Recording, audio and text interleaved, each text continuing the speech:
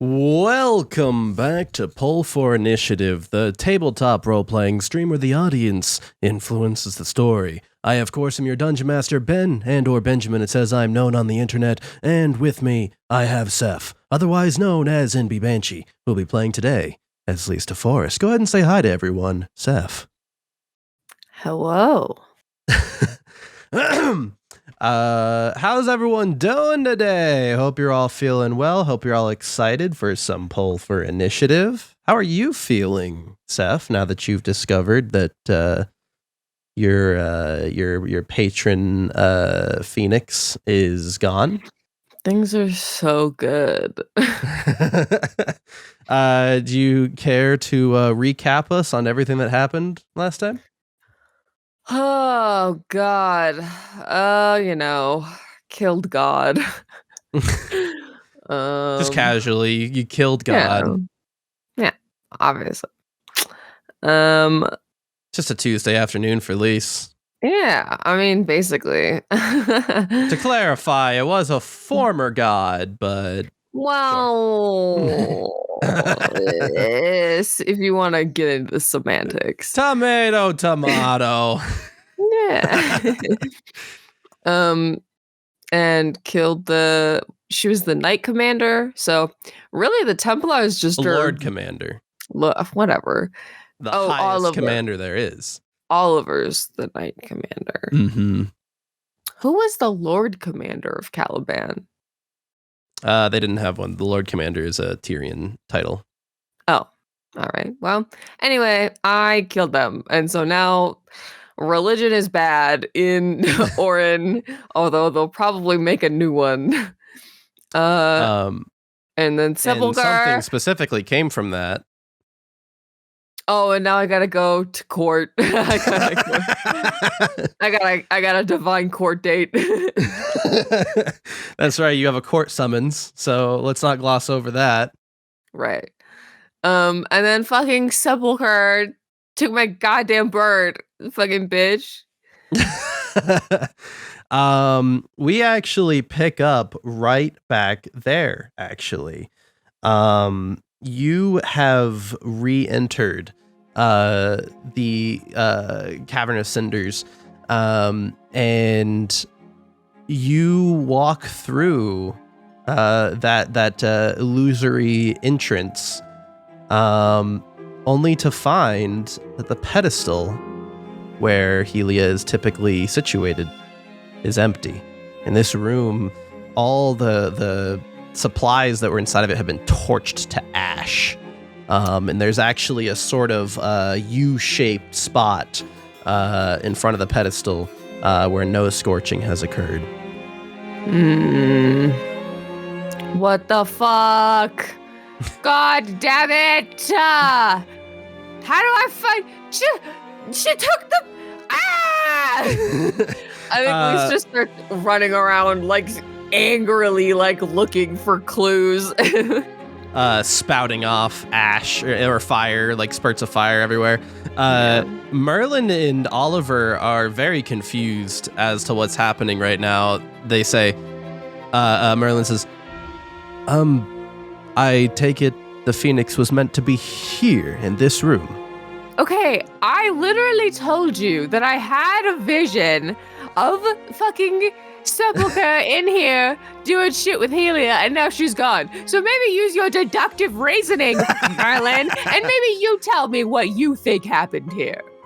As you're saying all that, you notice Merlin has frozen in place. And everyone has frozen in place. Oh, God. And if you were... Wait, now is not the time, wait! And if you were to redirect your eyes back to the pedestal, you would actually see that now Bedlam is seated on the pedestal. Oh, it's just you. God, what do you want? He says, "Oh, what a strange plot twist this is, Lise!" Fuck you. Where is Varric, and what has he done with my bird? He says, "Well, to be clear, I don't think Varric was ever here to begin with, Lise. I don't even know that Varric knows about Helia." I still blame him somehow. And this is somehow still his fault. I feel it. He says, I swear, I love watching all of this from your eyes, Lise. It really is like a movie. Okay, do you have something important to say? I'm in the middle of a mental breakdown, actually, and I really don't have time for your silly antics. He puts a little monocle on and he says, well, Lise, I wanted to run some theories by you. Okay, sure. What do you got? What is that brain cooked up, huh? He says, well, Lise, I can piece together 3 things from this, I believe. First of all, that friend of yours, that Artemis fellow, I don't think he was off his rocker after all. I think he was right to be this scared of Sepulchre. She not only took down a phoenix, Lise, a creature powerful enough to bestow you and many others with magic, but she was able to capture it. I mean, I don't see a corpse around here or any ash, do you?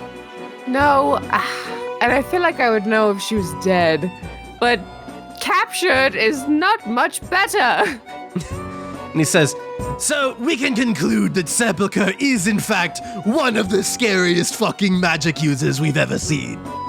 Cool, I don't give a shit about that. I'm going to kill her and get my bird back. And then he says, but that raises the question, Lise. Why capture Helia? Why not just kill her? Well, because she probably needs her for something. Why else would you kidnap something? It's either for blackmail or she wants her power, because the phoenix feathers are very powerful, and guess what? They came from Helia, who is a phoenix. So and I took the feather that they had, unless they have more. And so she was probably like, well, that bitch took my feather, so now I'm just going to take the whole damn bird. So that's probably what happened, actually. He takes a pencil out from behind his ear and he's writing on a notepad and pretending to be like a noir-style detective. He says, but I don't know that theory lines up, Lise. I mean, after all, the power can be stored in her feathers, as we've seen. So why not just kill her and take all her feathers? Well, maybe the magic doesn't work if she's dead? It says, or perhaps there's an ulterior motive, Lise. Well, I also said blackmail. That's the only other thing I could think of. It could be blackmail, or perhaps she's trying to lure you, Lise. Well, that too. I mean, what better way to get an audience with Lise DeForest than to steal her source of magic? I mean, she could have just... There are, so many other ways to get my attention, and this is fucked up. Not only did she just move up to the top of my shit list, it's written in bold, bitch. I'm underlining it. And he says, but Varric doesn't seem to be aware of Helia, it seems. So she hasn't even told him. I work under the assumption that she does not tell anybody everything. I'm sure she's clearly got her own shit going on, and I don't know that she's the type of person to completely trust anybody that is not herself. So that does not surprise me at all that she does not tell people like Varric her whole plan. He then jumps off the pedestal and walks a bit closer to you and says in a low tone, now, don't call me crazy for this, Lise, but I have another theory. Oh my god, alright. What is it? Perhaps. And he looks over his shoulders and then he says, Sepulchre isn't our enemy. And his eyes pop out of his head and fireworks start shooting out of his head. He just starts looking totally crazy. Smile runs up and pushes his eyes back into his head. And he goes, I swear I'm not crazy, Lise, I swear! If I could hit you, I would hit you. Pinwheels come out of his ears and he says, Lise, I swear I'm not crazy. Just hear me out. You better start talking, you stupid bitch. A smaller bedlam head comes out of his mouth like a cuckoo clock and goes, and goes back into his head. And he says, no, listen, I swear I'm not crazy, Lise. Okay, well then continue with what you are saying before I get actually upset. And he says, do you remember when Varric said there was perhaps a fourth party in all of this? I thought he said third, but I guess there are kind of already three, so... Yes, I remember that. He says, perhaps she has discovered the fourth party. I'm wondering if perhaps this is all a clever ruse by Sepulchre herself, and we are but pawns in the game against this fourth party! Okay, what does stealing Helia have to do with any of that? I don't know, but it would be the only way that I could explain her actions. I guess so. There's just a lot of this that doesn't make any sense to me, but I feel like that's on purpose, and it's really fucking annoying, and I'm gonna beat the shit out of her if ever I see her in person. So, like, she's got it coming. He says, oh, that's exciting. I listen, if she can beat a phoenix, I am very excited to see what she can do to you, Lise. I'm going to be completely honest with you. Hey, I'm pretty cool. Just make sure you don't die, because I really don't want this movie to be cut short. Did you not just watch me kill God? Like, come on. Well, okay, Lise, let's keep things in perspective here. You did have the help of another god. Shut the fuck up. I still did it. I think I deserve some credit for that, okay? I've done a lot of cool shit in my life, and that's like up there, all right? God, don't get any respect around here. He walks back to the pedestal and sits down, and then he seems deep in thought, and he doesn't say anything for a long time and just stares off into the distance. Bro, you good? What happened?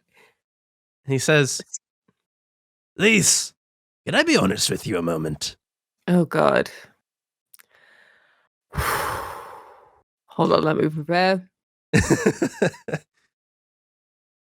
All right, but if you say that I'm ugly, I'm going to kill you. Proceed carefully. You're ugly adjacent. No, I'm kidding. And he says, I feel that something bad is coming. And not just the normal bad, like the end of reality or anything. Oh, yeah, the normal bad. Just the end of reality. That's all, you know. That's the bad we know. I feel like something else bad is coming. Oh, my God. What? For some reason, I feel like you're going to die soon. Oh, God, don't say that to me. The last time you said something like that, I was trapped in time for 5 years, and I really don't need that in my life right now. Thanks. And then he says, but weirdly, I also feel like that's wrong. I don't know. It's almost like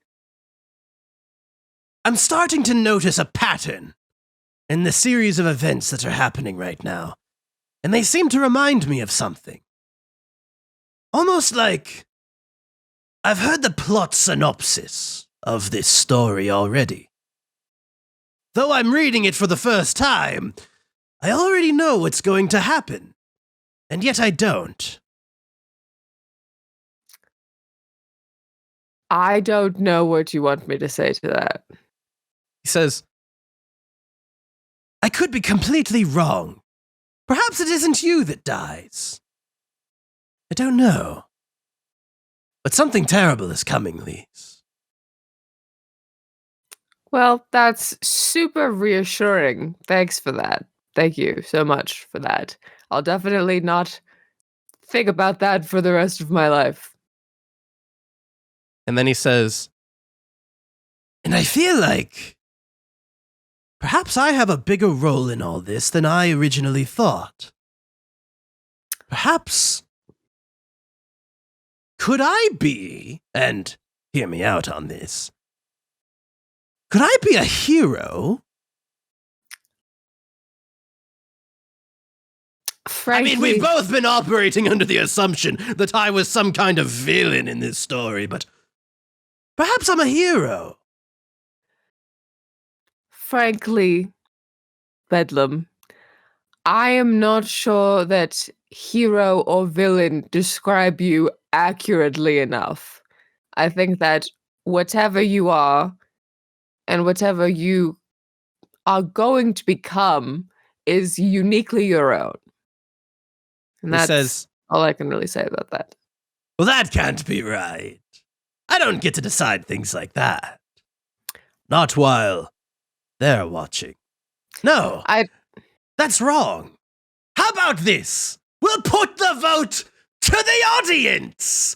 Why do you do And this? he raises his hands to the air and looks about the room, and he says, ladies and gentlemen, distinguished guests, what am I in this story? Am I a hero or am I a villain? 1 in chat for hero, 2 in chat for villain. Surely the people know what the answer is. You know, I would And- love to know what the fuck you're talking about at any given moment. And he turns back to you and he says, the people, Lise. It's the most important to know what the people think. Okay, God. And you hear like whispers echo around you in this cavern from sources unknown. Almost like a discussion is happening. And suddenly you hear neither, neither, neither, neither, neither, neither, neither, neither, neither, neither, neither, neither, neither. He's a best friend. Oh. And Bedlam says, oh! Well, I couldn't have predicted that. It seems I'm a best friend, Lise! I think Lisa's just like, okay. I mean, sure, I guess. He says, the people have spoken, Lise. There's no other options now. I am a best friend. That doesn't help us. He says, I think it will in the future. If you say so, my guy, I guess I'll take your word for it. And he says, well, that's all I had for you, Lise. I am so excited to find out what happened to our little feathered friend. Yeah, me too. Because someone's gonna get their ass whooped, and I don't know who it is yet. And he says, well, if you need a hero, don't call me. But if you need a best friend, you know who to call. And he leaps through the ceiling and is gone. Why does this shit always happen to me? And Merlin responds to you and says, well, I wanted to be clear that she's supposed to be here. Lise just looks really tired all of a sudden. Like, to the rest of them, like, nothing happened. And so she's suddenly just, like, really tired. like a second ago for them, she was really angry. And now she's just like, she looks like exhausted. She's like, ugh. It's so... It would be so easy to say, I just don't care about this anymore. Because lying is so easy and fun. And it's very frustrating when you have to be confronted with the truth. Well, I've just been informed of some theories from a man who I don't trust, so I think that I'll take with a grain of salt what I have heard, but I guess I relay to them the conversation we just had and see what their thoughts are. And Oliver responds, she wants an audience? I mean, I don't know. So I don't know if she wants an audience because I feel like there's a better way to talk to me, right? There's just a better way. There has to be a better way. I suppose, but now she's operating from a place of power. I mean, we can't meet at some kind of neutral location. We have to meet her demands, if she has any. That's fair. But also, there's no, like, ransom note or anything like that. There's no, like, oh, meet us here. There's, like, uh-oh, bird gone. And Merlin says, maybe she's not ready for it. Well, then why did she take Helia? You know, that's kind of stupid. It's like, if you're gonna do it, at least let me come get her back in a timely manner.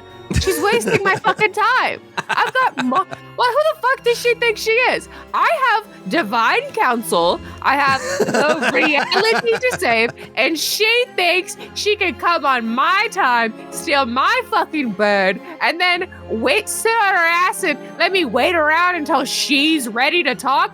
Fuck that. And then Helga raises her hands in the air and she says, and we have peonies to grow. Well, they kind of grow on their own time as well. They need lots of love and care. Okay, yeah, and the peonies. Add it to the list. Yeah, anyway, but I have a thought, though. Something he said was that perhaps she wants us to fight whoever this other party is. And so I'm wondering if she's either going to lure us into an audience with her or into some kind of, I don't know, trap or other sort of machination to deal with this other party, so she doesn't have to do it herself. But like, if that's the case, again, there was just so much better. There was like so many other options, and the fact that she chose this one just proves that she's a bitch. And Merlin finally chimes in and he says, Sepulchre is incredibly powerful. Why would she need to trick you into fighting her battles for her? That's what I'm saying. What's it about? Perhaps there's something else about you that makes you particularly adept at confronting whoever this is. What? It says, no matter how powerful you get, there are other ways of taking down enemies. Ways that aren't direct confrontation. Maybe you have connections, maybe you have some other skills that she needs. I don't know. Listen, that's very kind of you to say, Merlin. But I think you and I both know the things that I'm capable of. And I think that we also both know that fire is really the big one. Merlin says, and I also think we both know that you know that that's a lie, please. shut your old man mouth. And Oliver says, so what does this mean for you? I don't know. Like, what does she want? She want me to wait for her to send a letter? A fucking, oh, come get your bed. She's over here. Like, I don't know what she expects from me. You know? Also, I have divine counsel in, like, today, right? So. And Oliver says, so, about that thing that you were after before. Right. Well, Can you I tell guess us now? Yeah, I guess there's no point in fucking keeping it from you now that she's been fucking bird-napped. Fuck. Yeah, I guess I'd tell them like what Helia told me about the keys and the locations, and that one of them was a red hammer in Tielenrune.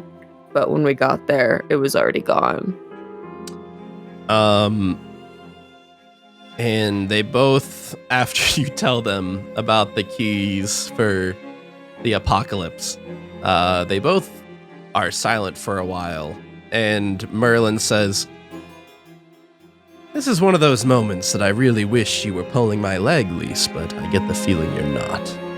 Yeah, I'm sorry. You think that I'm capable of pulling that shit out of my ass? I think that you think a lot higher of me than you should.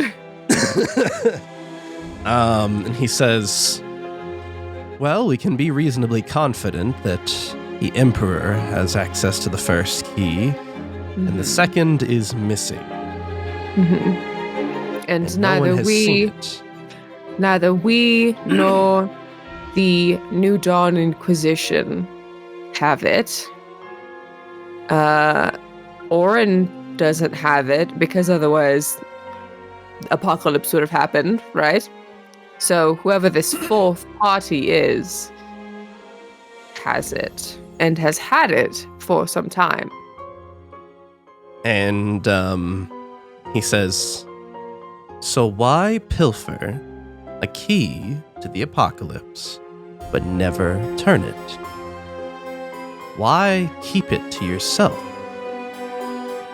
To What use is it this at the fourth right party up to? to use it at the right time or for blackmail. There's a lot. Listen, I could think of a lot of different reasons. My concern is, how did they know where it was? And how did they get to it?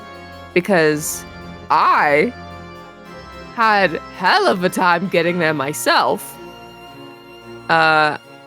Varric, I mean, was able to get there, sure, but like, it's in Tielenrune, so you have to have access to the Isles, and have had that access, or had it however many years ago. I suppose it could still be on Tielenrune, but why take it out of the cavern and then stay on the Isles? I have many questions. And he says, I suppose the answer to a lot of these questions would lie in identifying who the fourth party is. Do we know of anyone else who could be involved in all of this? Not the Orn Empire, certainly not the Caliban Kingdom. Could the elves be involved in it? I mean, I guess it was under their castle, but they have allied with Orin. So I would think that if they had it, or knew where it was, they would have given it to Orin already. And he remains deep in thought, trying to brainstorm who it could be. And Oliver speaks up and says, so, I suppose I'll get to work trying to identify who it could possibly be. I got some news this morning, by the way. Oh no.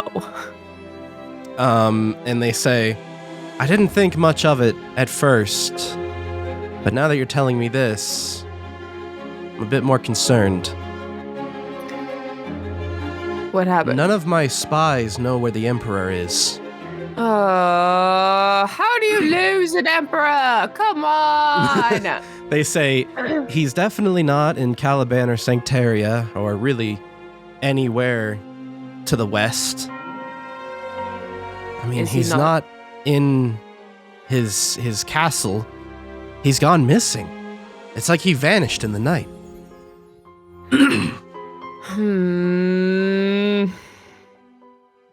Well, I hate that. And they say, I'll keep my spies looking for him, but now that I know he has this key, well, I'll just try to make sure he doesn't head to Caliban. Right. And then Merlin says, we can be reasonably confident that the Emperor doesn't actually know how to use the key. He did try to use it wrong, I think, is what happened with this guy. So that's on him. But and Merlin says, so then we just have to make sure to keep it low-key and ensure that he doesn't attempt to use it in Caliban. Right. Well, that's my worry, right? Because he used it in one place and it didn't work. And so perhaps now he has that information and, you know, as much as I don't like him, I believe that he has some measure of intelligence. So. And as you are all thinking about this, you hear, hello, everybody, my name is Asmodeus.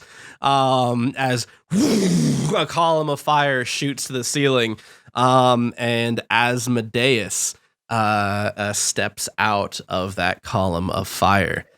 And Oliver and Merlin whip around, and Merlin levitates out of his chair and he says, excuse me?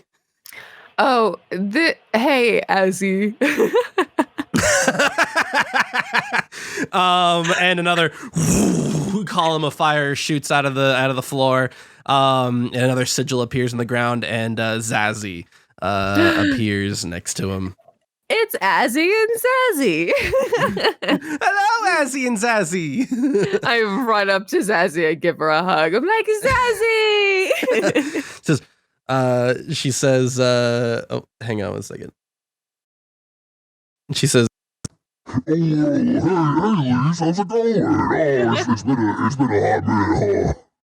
Yeah, it's been a little while. I got terrible news. My fucking bird is gone. Hey, your bird? Well, you had a bird? You didn't tell me? Oh, I love animals. I have a couple hellhounds back at the house. I'll have to show me sometime. No, Zazzy, my phoenix. You know, like the bird that gave me all my powers. Oh, is it like a pet phoenix? Or like, what's the... Well, she's kind of like an all-powerful being. Oh. So not a pet. I mean, my hellhounds, I've got Cerberus back at my place. I mean, you know, that doesn't necessarily mean they can't be a pet.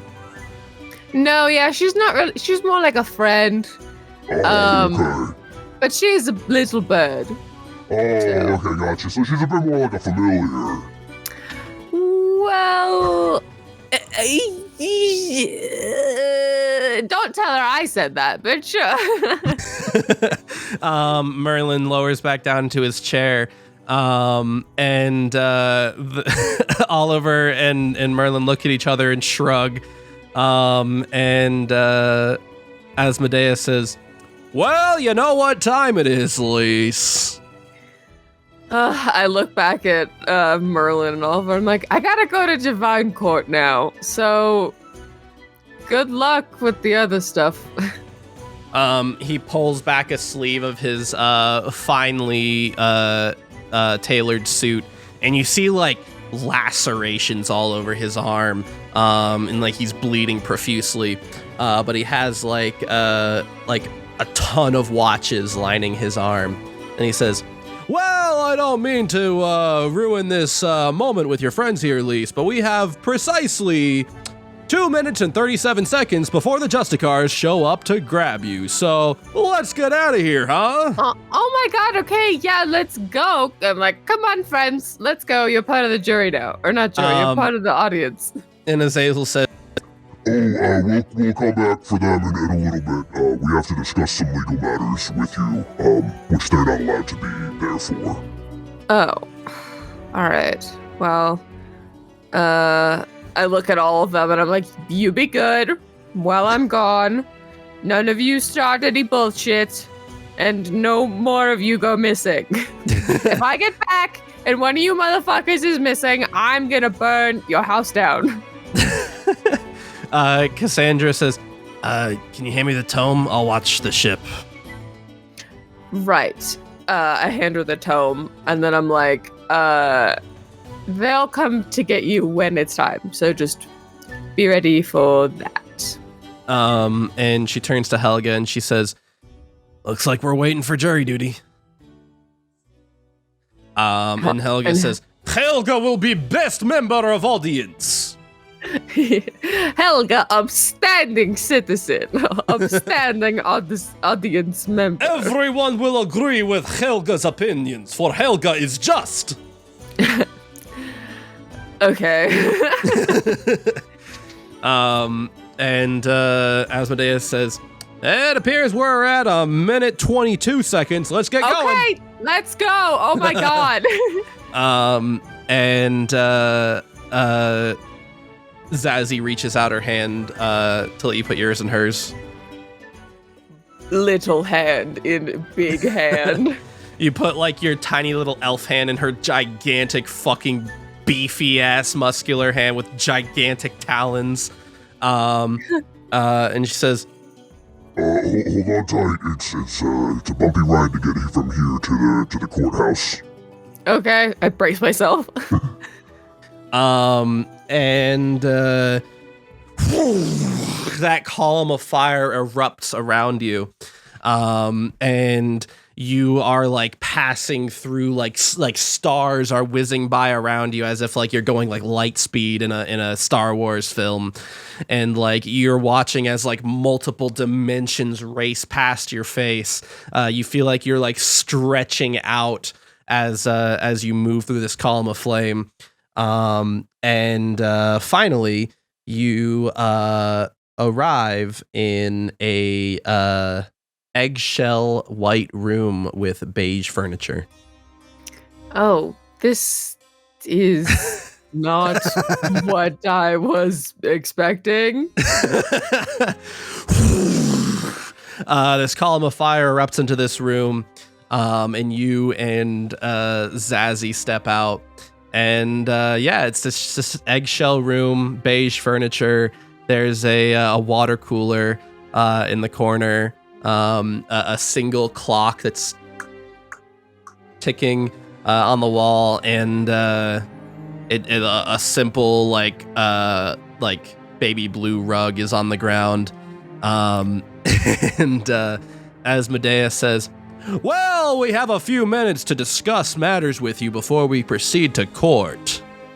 Who decorated this place? Says, it was not my choice. This is part of the courthouse. This is actually, so what you're seeing right now is your mortal brain cannot fully comprehend everything that you are seeing, so instead the courthouse is presenting itself to you in the form of what you would expect in a courthouse room. Okay. I guess so. All right, whatever. Let's get on with this. I have so many other things to be doing right now. And you see by one of the beige sofas, there's like a stack of papers that like creeps toward the ceiling with a bunch of other smaller stacks around it. And Asmodeus his 12-foot tall form. He sits down on this sofa. You realize these sofas are like huge. If you were to sit back on them, your feet would like not even fully reach the end of the cushion. Oh. And he says, well, I've been working around the clock to prepare your case, and I'm going to be completely honest with you here, Lise. It doesn't look fantastic. Okay. What do you got? He says, well, first things first, the first thing I wanted to push for was to make an injunction for us to go to the District 666 courthouse, which I have a lot of pull there. I'm in pretty good graces with the judge. I bring him donuts every Tuesday. And then he says, but unfortunately, as this legal matter deals with all the divines, it was kind of inevitable that we would go to the District 0 courthouse. What's that one?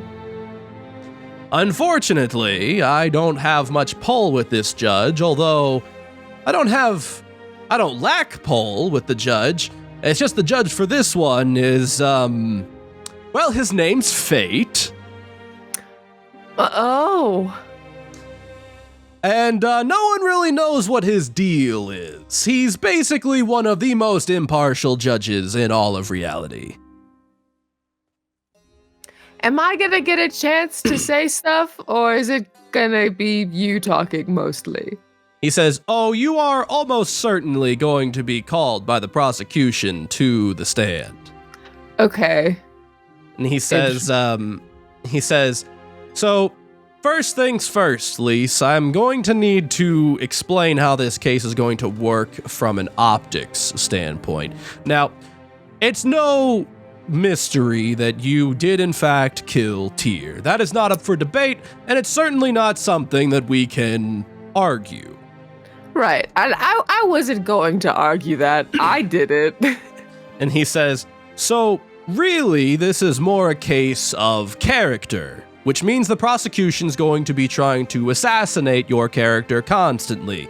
Their main goals are going to be to make you seem unhinged, to make you seem very powerful and dangerous, to make you seem like you are without order, that you don't report to anyone, that you are this source of chaos, which unfortunately I see in your face. You believe all those things are true. No. Here, Lise, go ahead and get all of your lies out right now, because I'm going to be honest with you, it is literally impossible for you to lie on the stand. Oh, God, it is? Okay. Uh-oh. All right, thank you for telling me that, actually, because now I won't try to lie. And I mean, I wasn't going to try to lie anyway, but okay, no lying. That's good. Omitting information is not lying. Okay. He says, be very careful with the words that you say, and be absolutely certain that none of them are lies. Okay. I will keep that in mind. And he kind of flips through his clipboard a bit, and he says, now, Lise, you're not going to like to hear what I have to say next. All right. What is it? He says, in order to get a amicable outcome from this case, we're going to have to portray you as weak, meek, pathetic, as if you are a harmless mortal, and as if you would never do anything wrong, nothing to ever harm the divines in any way, and that you are a very disciplined woman.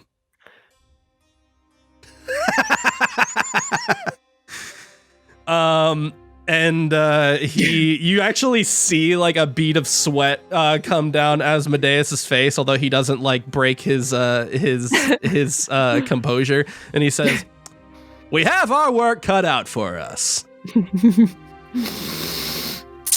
I'm gonna be completely honest with you, Mr. Asmodeus, Lord of the Nine Hells. I don't know if I can do that.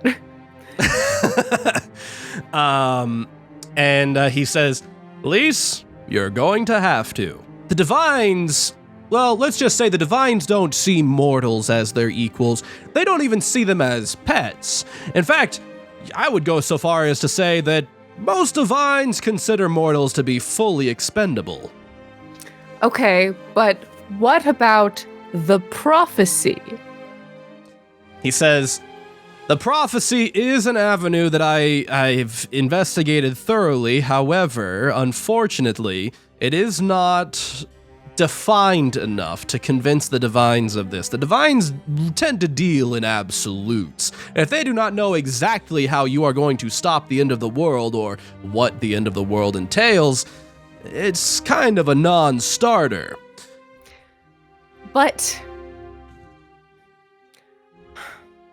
look. And then he says, to be clear, we could potentially save your life long enough for the prophecy to come to pass. However, the Divines will then immediately sentence you to death after the prophecy has been fulfilled. So either way, you will get a death penalty, but that's why I figured you wouldn't want to go down this route. Lisa's like so angry. He continues flipping through his clipboard and he says, to be clear, Lise, you have broken the most sacred law in all of divine law. I have my work cut out for me as your defense attorney because deicide is completely unforgivable in the divine world.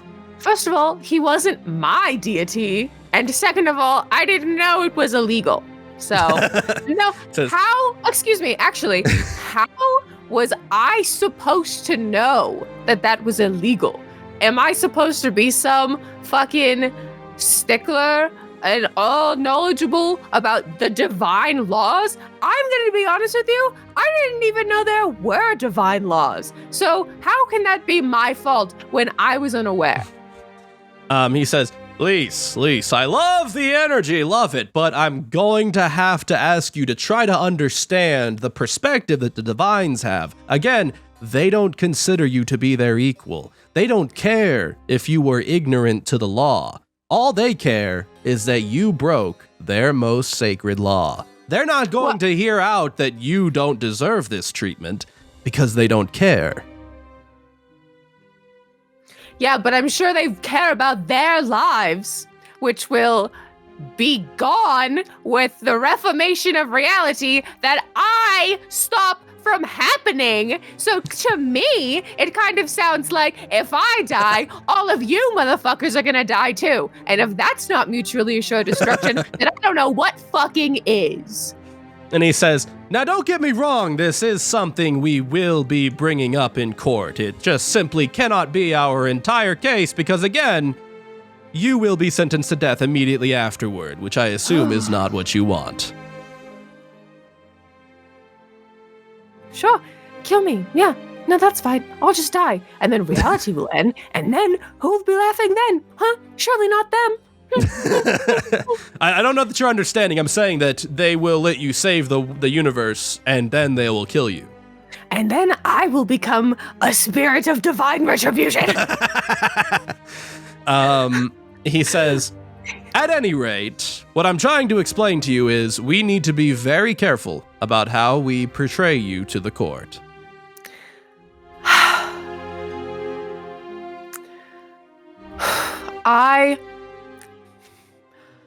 I care about saving this world. There are people that I love that I would like to protect.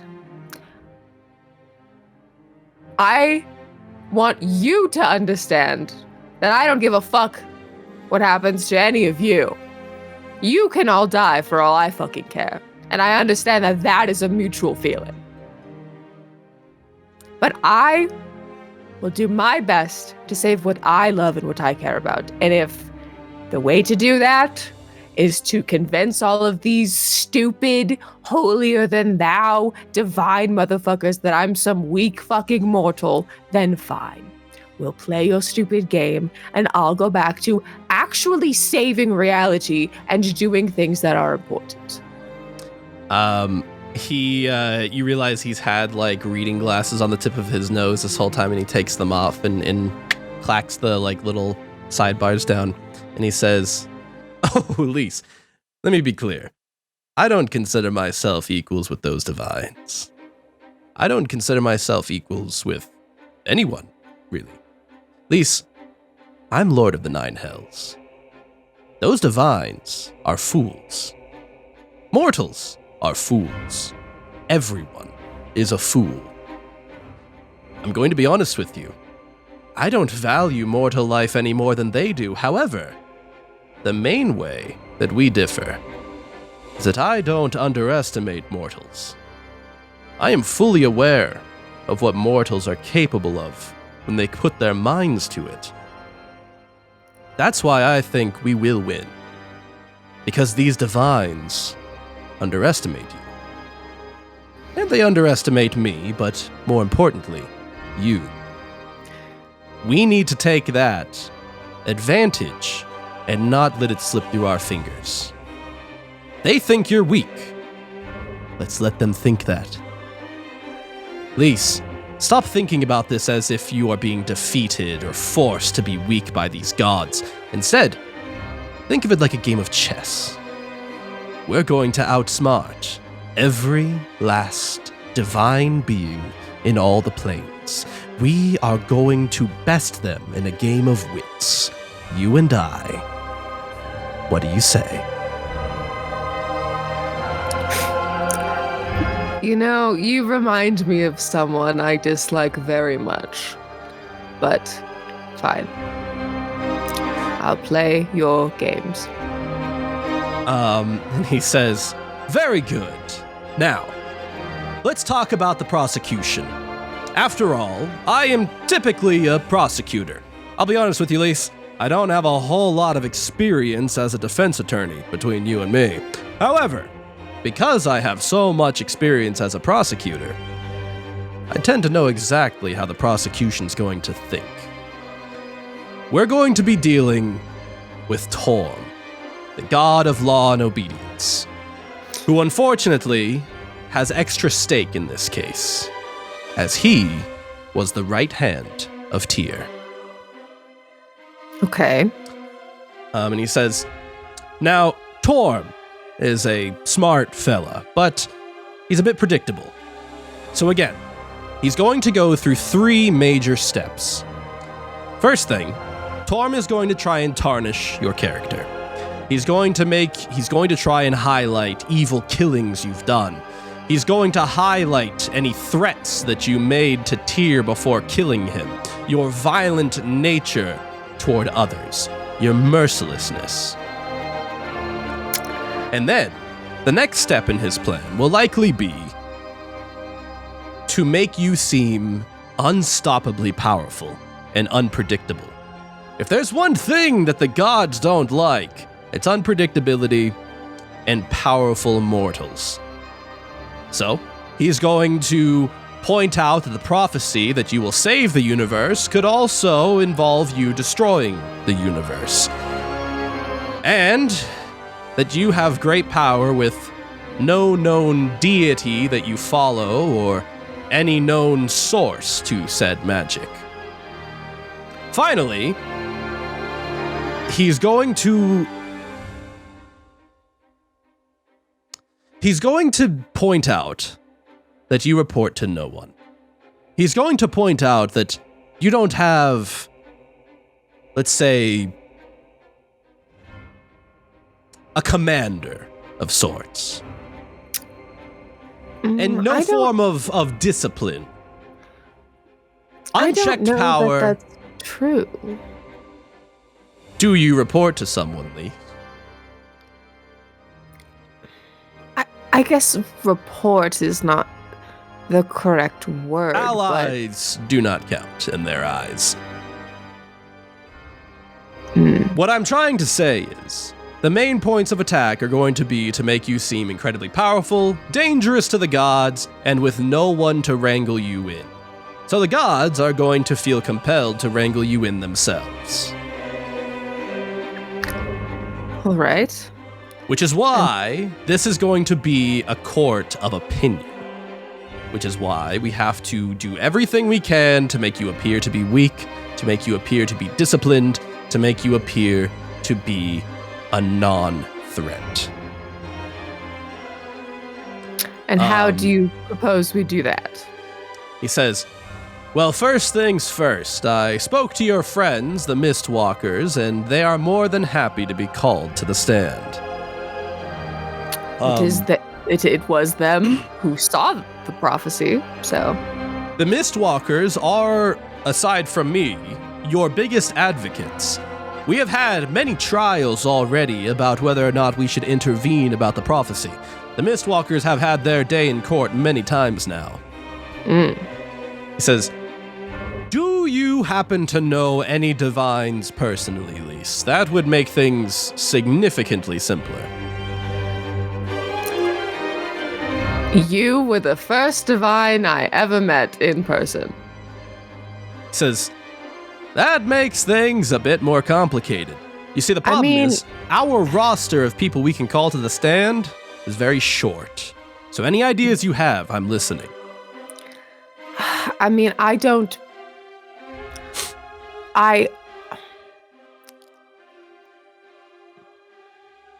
understand that deities are real, clearly. And I understand that, you all have your various powers and domains, and, I was raised in a household that worshipped a number of elven divines, but I have never sort of sworn fealty or sworn myself to any such deity. And no, I've never felt that need. And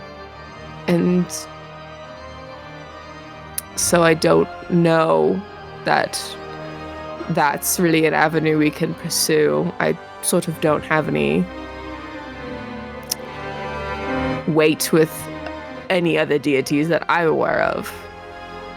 And he says, that's a shame, because deities would be our greatest advocates at this time, and it seems that no one's on your side. Now, define a deity, right? Because there's the phoenix that I get my powers from, but he says, consider her a deity? Says, certainly not a formal deity, but perhaps the divines will see her as a more influential figure, perhaps one that they might lend more credence to. I do, to be fair, if I report to anyone, honestly, it's kind of to her. She is, in a way, my patron. She is the source of my magic and my bloodline, and my sort of entire journey has been collecting her feathers to let her restore her power, and together we grow stronger. And he raises a hand into the air, and you hear as a pen appears in a burst of flame and with a little skull on the end, and he says, Good, okay, I'll take note of that. Let's come back to that when we are bringing witnesses to the stand. Okay, quick question. Will they be able to call her if I don't know where she is? Because currently she's been kidnapped.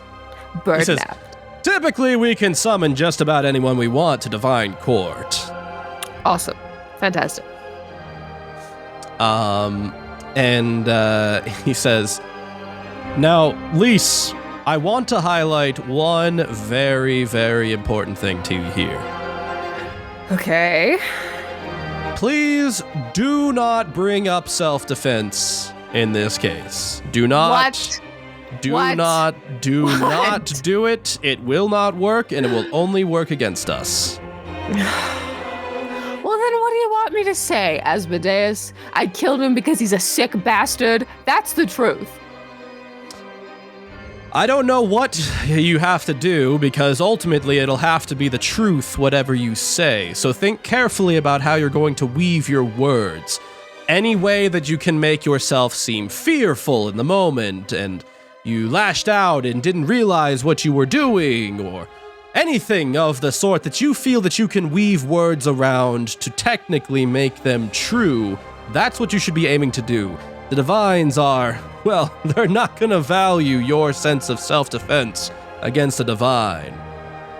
Is it bad to mention that... So here's what I'm thinking. Right, I was lured into a trap by Tyr's followers. I meant them no harm. I was unawares and forced into combat.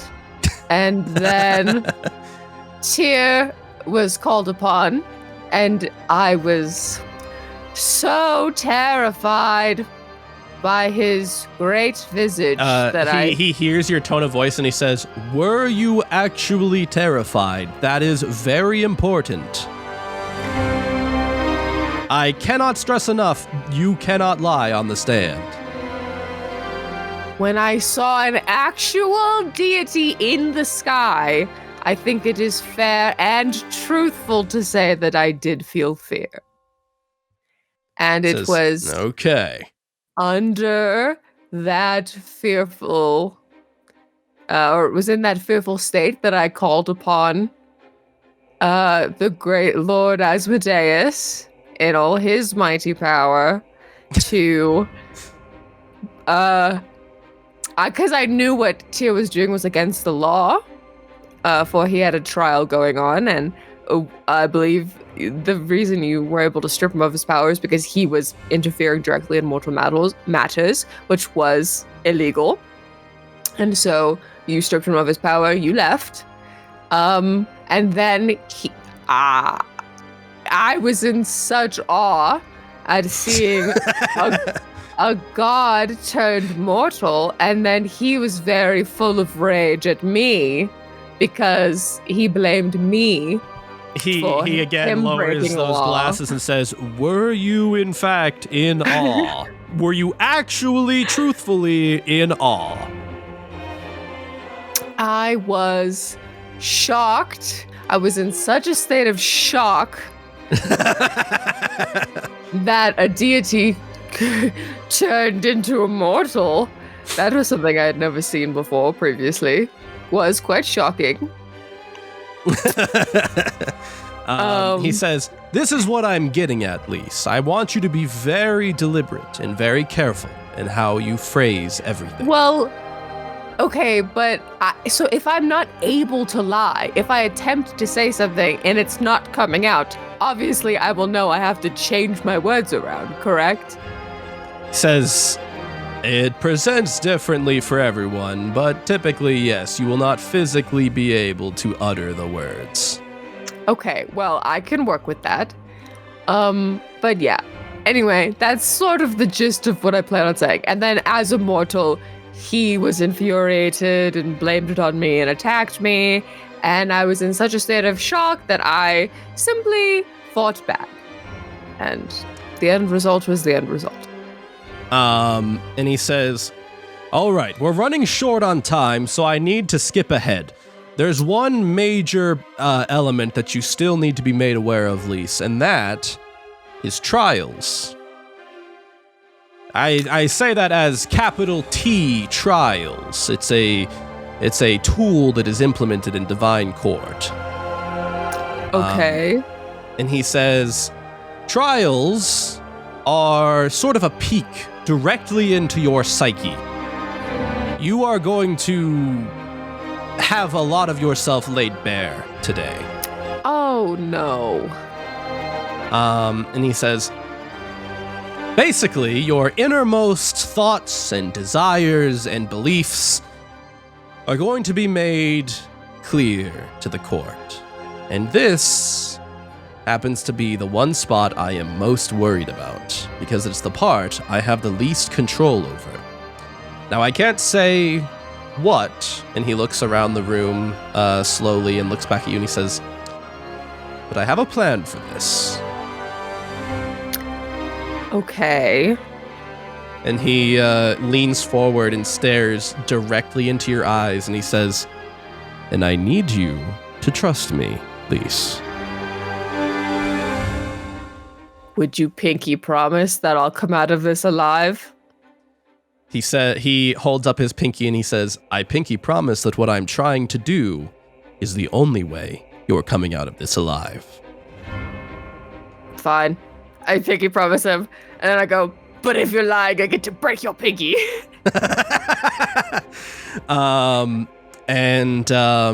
He leans back again and he says, "All right, it's time for our day in Divine Court."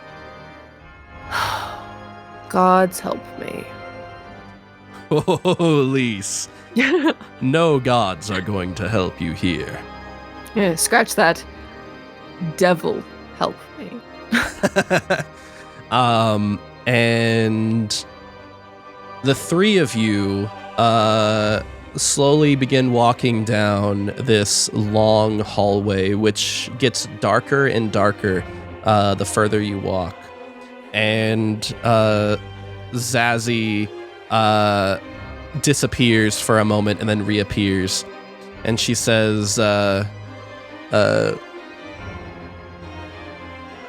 right, the guests are situated. They should be in the stands. Thank you, Zazie. and you, as you're walking down this long hallway, it gets darker and darker and darker until it's pitch black. And right before it turns pitch black, Asmodeus grabs your hand. And you notice Zazie disappears and he flickers for a moment, but after he grabs your hand, he remains material. And he kneels down so that his mouth is close to your ear. And he says, directly into your ear, "We only have a moment where they can't hear us, so listen carefully. I spiked your left glass of water. Drink it when I tell you to. It may just save your life." Okay. And moments later, Zazie reappears, and you are no longer in this dark room. And there are these massive doors in front of you.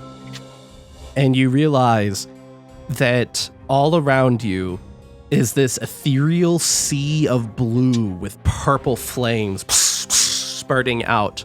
It almost looks like blue, like lava, but not quite, because it's kind of like also smoky. And you are on like the only pathway through this epic sea, and in front of you is this massive building with these giant ornamented doors. And Asmodeus says, "Smile! All the divines are about to have their eyes on you." Should I actually smile? And the doors open, and there are so many gods sitting in the stands in front of you. There's a massive, beautiful carpet in front of you with like this glowing set of scales emitting light from the ground. And you actually see toward the front of these stands Cassandra, Foxbud, and Helga, who are sitting as properly as they can, but looking over their shoulders toward you. And as you look past them toward the main section of the court, you see a gigantic set of actual scales, not just a pattern in the carpet, but rather actual physical scales. And on each scale sits a table and a number of chairs, 2 on the left, 1 on the right. And this set of scales is comprised of like skulls and bones, and these massive chains are supporting these 2 large scale plates. And further past that, you see a large stone circle with a pentacle drawn in the center and glowing. And you see torches at each point in the pentacle with purple flames. And around that, you see situated what you assume to be the jury, different gods positioned in stands surrounding the circle. And you actually recognize some of the gods, some of the elven gods. You recognize Airdrie, Fania, the blue-winged elf goddess, Finmeril, the woodland elf god, gods that you would have learned about in your studies back in Tielenrune, but a number of gods that you don't recognize. And at the center of this circle with the pentacle in the center, you see a stand that is facing the scales. And on that stand, it's a set of shackles. And then finally, further toward the back, you see a large desk with a large figure behind it, a hooded figure with a gavel resting on the desk. This hooded figure, you can't see a face. In fact, you're not even sure if there is a face back there. And you see long, bony fingers resting on the desk. And sort of flanking this large figure, you see these two large, winged, bathed in golden light women that are like 12 feet tall, sort of both hovering right next to this figure. Lise looks at Cassandra and briefly thinks, don't think about buff women.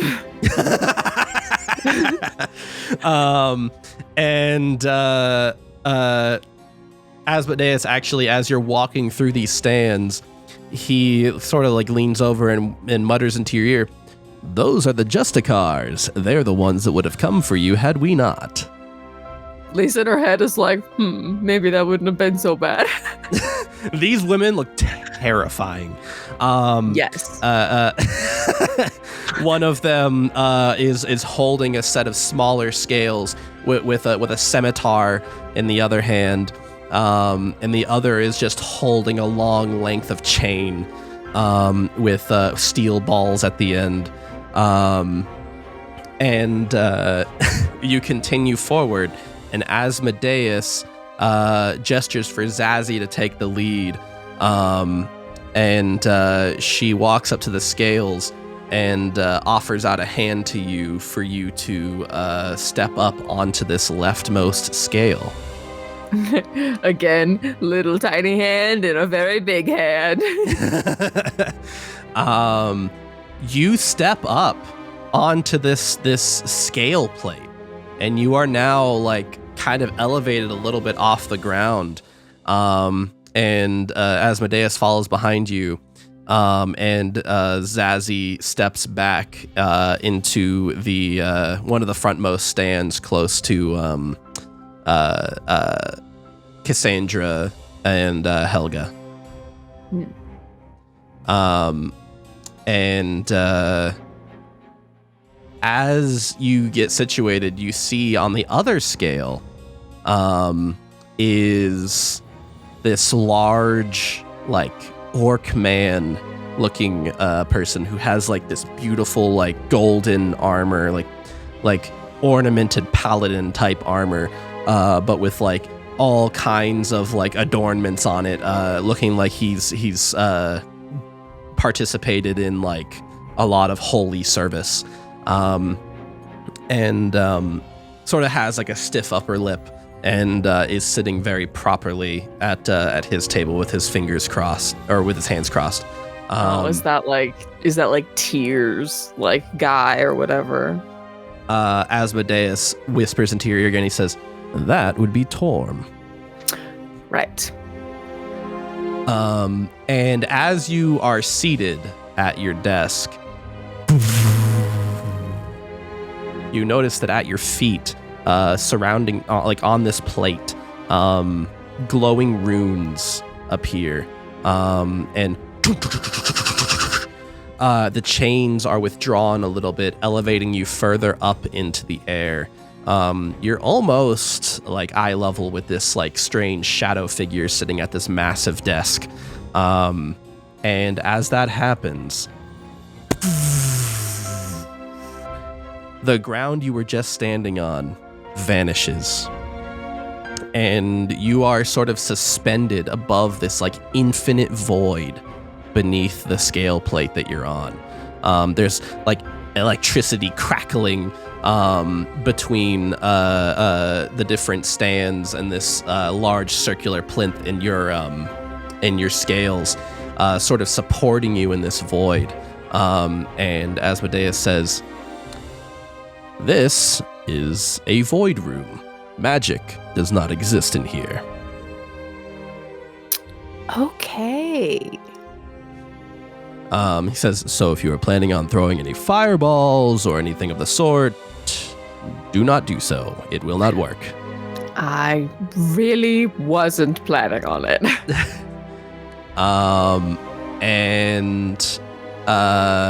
You look up at that large figure seated in front of you, and it raises its hands up, its large skeletal fingers, and everybody in the court stands up and begins to bow, including Asmodeus himself. Should I bow also? I bow. And you stand and bow. You notice Torm is also standing and bowing along with everyone else in this divine jury that is sort of flanking this circular room. And they all sit back down. And finally, after everyone sits back down, the hooded figure slowly gestures toward Torm, and Torm stands up, walks to the front of his scale, and steps down into this large circular well in the center. And he says, "Ladies, gentlemen, distinguished guests of the court, you are all well aware of why we are here today.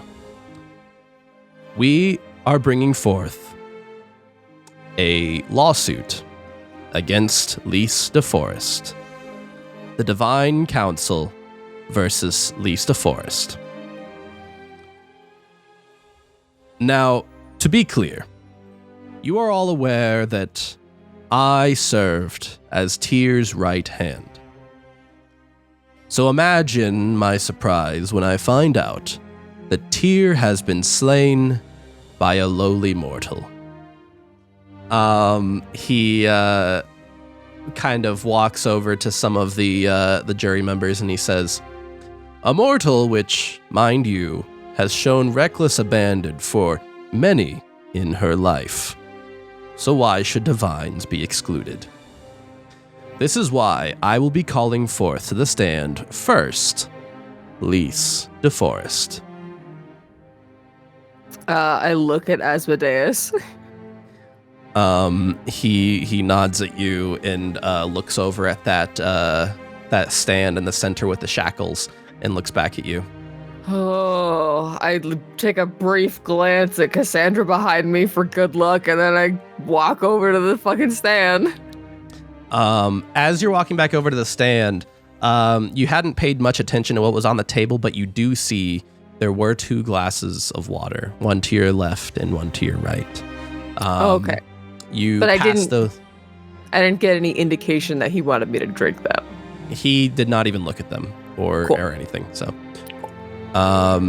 you see like these like glowing stairs are like sort of like materialize and shimmer a bit in front of the stairs, allowing you to step down. Okay. All right.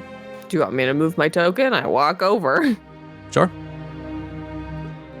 Do I have to shackle myself, or what happens? You walk up to this massive stand. It clearly was built for creatures much larger than you. There's sort of 3 steps up to the podium, and each step comes up to like your mid-thigh. So like you're really stepping up in order to step up. I gotta like sit on it and like kind of like scoot up. You sit on it and scoot up, and then sit on it and scoot up. And like there's like an awkward amount of time that you spend doing this, and like there's like a weird awkward hush over the court. You hear like a in the audience. I finally get to the top. I like dust myself off and like and these 2 sort of angelic figures levitate over to you, and each of them grabs one of your wrists and places it on the stand and shackles you to this stand, and suddenly the shackles feel warm on your wrists. They go from icy cold to like they've been warmed. Like and they levitate back over to this desk. Disturbing. And Torm makes his way back over toward the center, and he says, "Now, Lys DeForest, why in the universe would you slay the divine known as Tyr when he was reduced to mortal status? You could have simply fled the situation. Why did you kill Tyr?"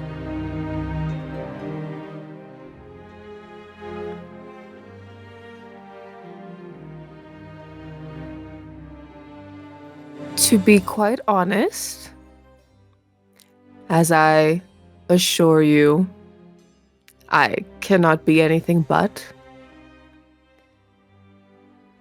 It is not every day one sees a divine reduced to mortality. And in a state of shock and panic, I admit I was not thinking clearly. And now this is going to be an honor system situation where I'm going to ask you, is that actually true about what you just said? I think that was Lys actually in a state of shock? I think that she was, because like I said, it's not every day that you fucking see, like, she had joked about wanting to fight God, and then when she actually got the opportunity, I really think that everything kind of went out the window. She was like, oh, this is actually something that's gonna happen now. And like, hell yeah, but also like, oh my God, I didn't even know that that was possible. So she was shocked, but maybe not in the way that they think. So in like, that case, I'll let you say this, but give me an intelligence check. Okay. Yeah, literally, at least surprised Pikachu face. Intelligence is 2. That's a 13. Okay. Continue. And she says, in the moment when Tyr charged at me, I was not in a state of mind to flee. And what happened afterwards happened. And as you say, you were in a state of shock. With a 13, it's like your mouth is moving by itself. And you say, I just never thought I would have gotten the chance to kill Tyr. No, oh God, no. Anything but that. And the jury is shocked by what they hear. Fuck. She says that, and like after, it's like, you know, the minute, do you know when you say something and then it's like, as soon as it's out of your mouth, it's like you wish you could just eat the words? You were actually trying to say something else. Something to the effect of, you never thought you would see a god, or something like that, but you just let it escape that you never thought you would have gotten a chance to kill a god. And a gasp echoes throughout the chamber, and you actually see Bedlam appear on the table next to you, and he says, "Oh my goodness, he's really keeping us all on our toes here, I see." Oh, I think that she is panicking, but trying to retain her composure. And I think she takes a deep breath, and then she goes, and then she tries to say, hold on. As you fumble over your words here for a moment, and that gasp echoes throughout the jury stands, you notice that in front of you, those two scales start moving. The one Asmodeus is situated on lowers slightly, and the one Torm was just situated in a moment ago rises a little higher. Great. Fantastic. I see how this works. Anyway, continue.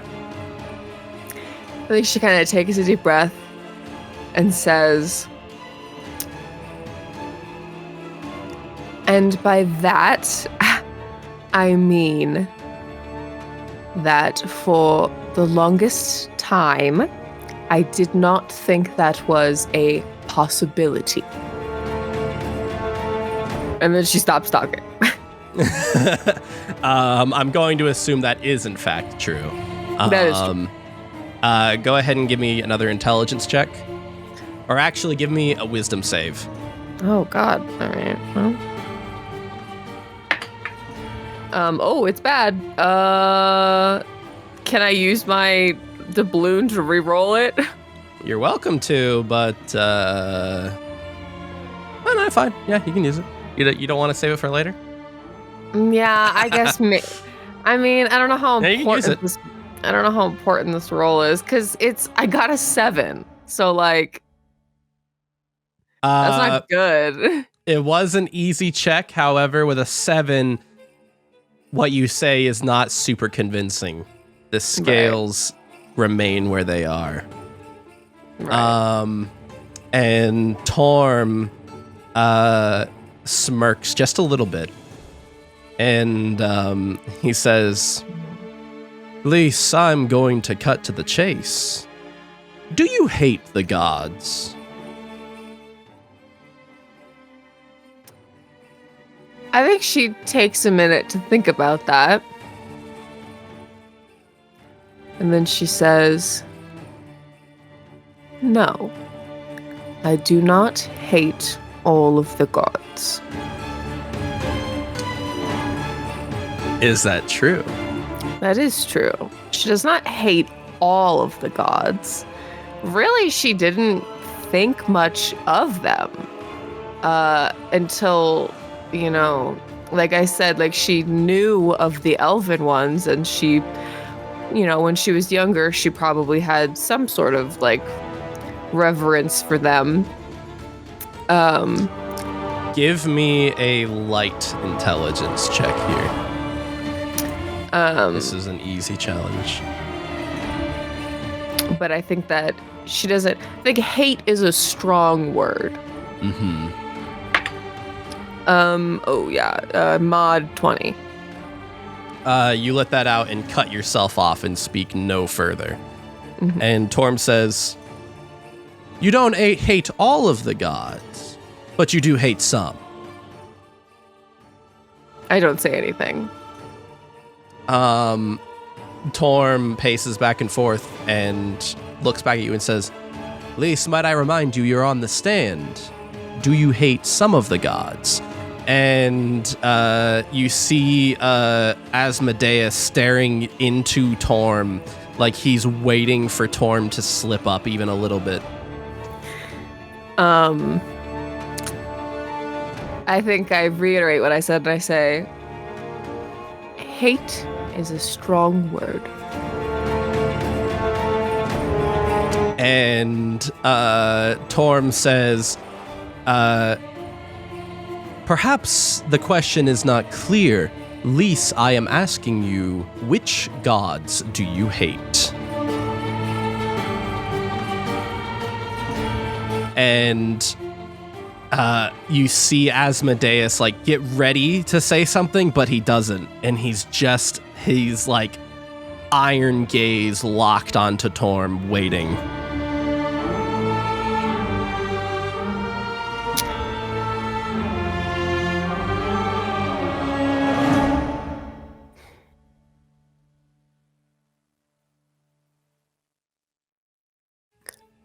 I think I just repeat, hate is a strong word.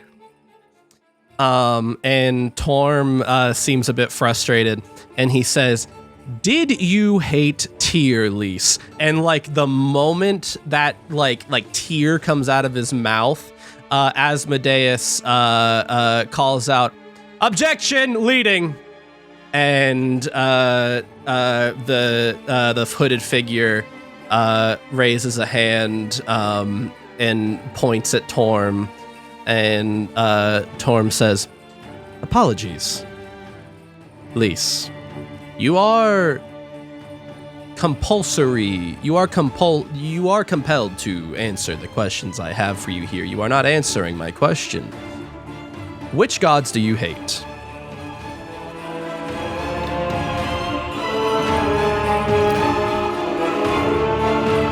There are no gods that I hate currently.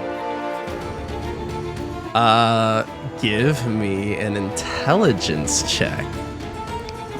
I want to point out that I know what you're going your own ruling, Tyr is not a god anymore. This is going to be a light check.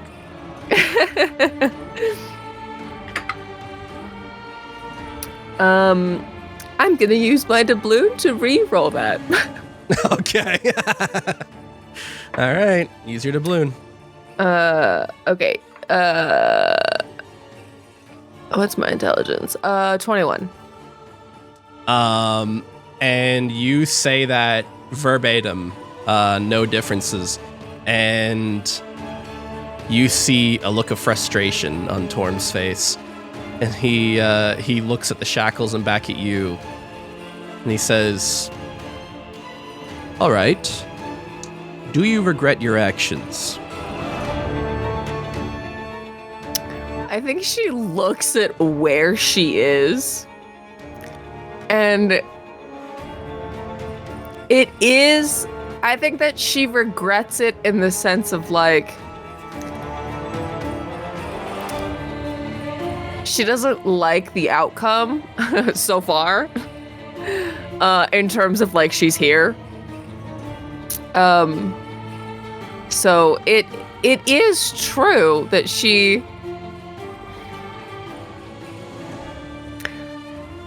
I think maybe what she'll say is,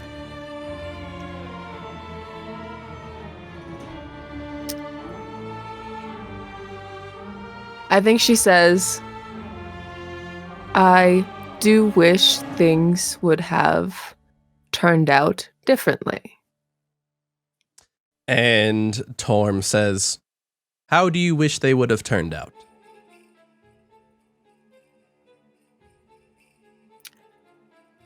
In a more amicable manner. Or way, in a more amicable way. And he says, define for us what that would be. She briefly looks at Asmodeus. He has his elbows on the table, like his fingers interlocked, and his eyes are darting back and forth between you and Torm. And he notices you looking at him, and he sort of like gives you this nod of, you're gonna have to answer.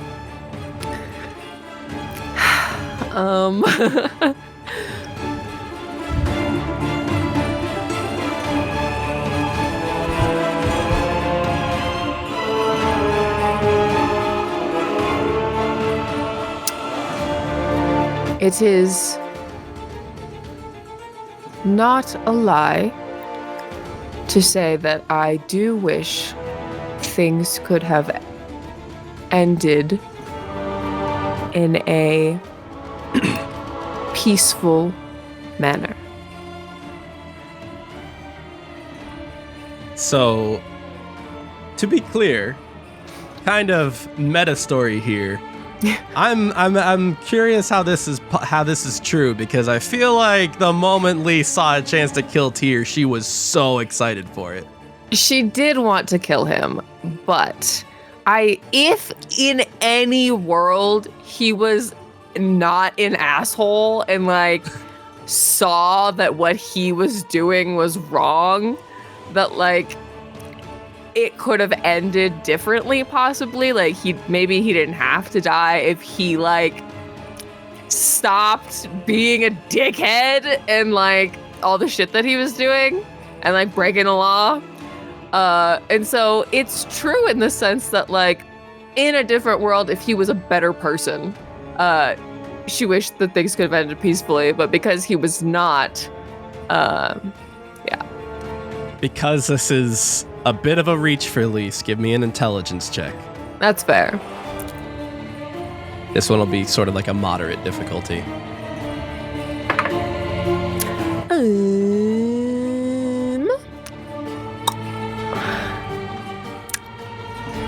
That's only a 12. So I don't know how that one went. You say those words about how you wish it could have ended amicably, and you accidentally slip a little bit and say, if he wasn't such an asshole. She bites her tongue like immediately afterwards. And Bedlam goes, "Wow, Lise! Oh my goodness, bearing it all today, I see."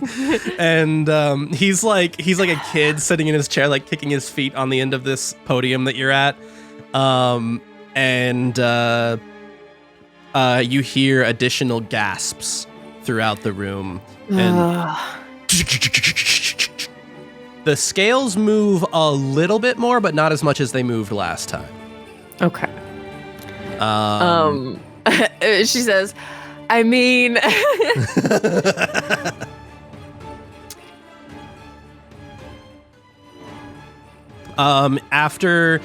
After you go to say, I mean, you catch Asmodeus' eyes out of the corner of your eyes, and he shakes his head no.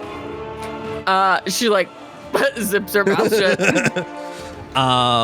And Torm says, I'm sorry. Was there more to that statement? And you just stare him down. He says, very well. Lise, could you do me a favor? Could you rate your power out of 10? How strong, how powerful with magic do you consider yourself to be? Let's say 10 is just the most powerful being you can envision. Let's say a 1 is no power whatsoever. Go ahead. I'll give you plenty of time to think.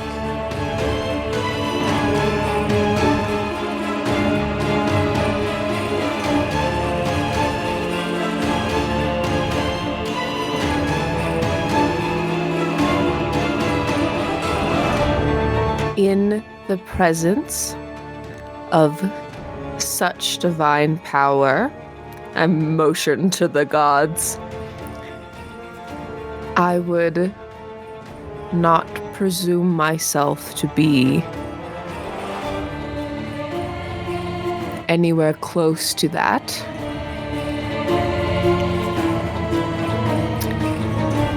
And even amongst mortals, there are many who are far more powerful than I. She kind of grits this out. It is true, obviously. And I think that she's just focusing. It hurts, but I think that she kind of looks at Cassandra and like can't help but think about her fight with Varric and like how he still seemed to be like leagues above her. And I think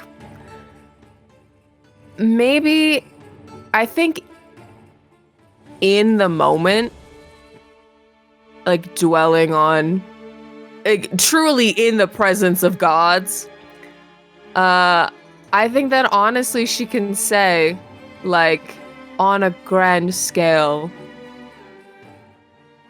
or in your terms, 1 to 10, I don't presume myself to be above perhaps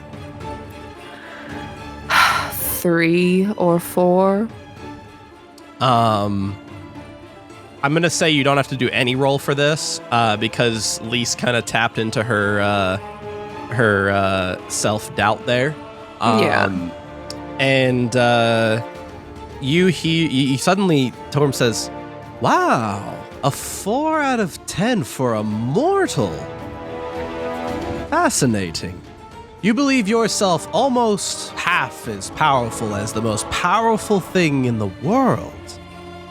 And you hear Asmodeus again, "Objection, leading." And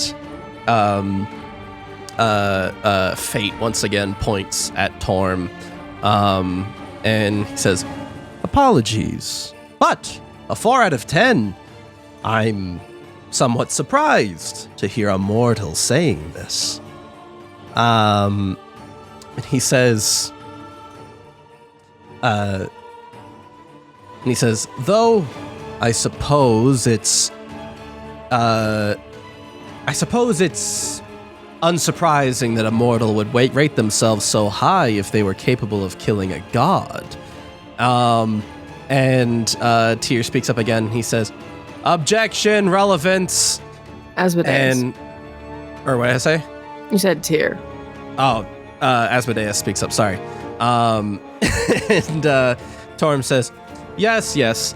So, then I have to ask the question.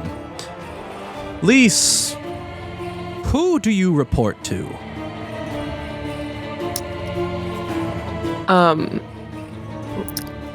I think she briefly looks at Asmodeus, but decides to go with her answer. She says, relevant to your last question, it is, I would say, it is not my power, but a power of a great being that I was lucky enough to receive. And it is to that being that I hold deference to, that I report to, as you have said. Go ahead and give me an intelligence check. This is a easier difficulty one. 13. Yeah, you managed to say that verbatim. He says, "And who might this being be?"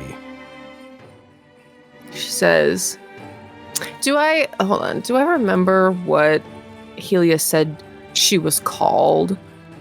The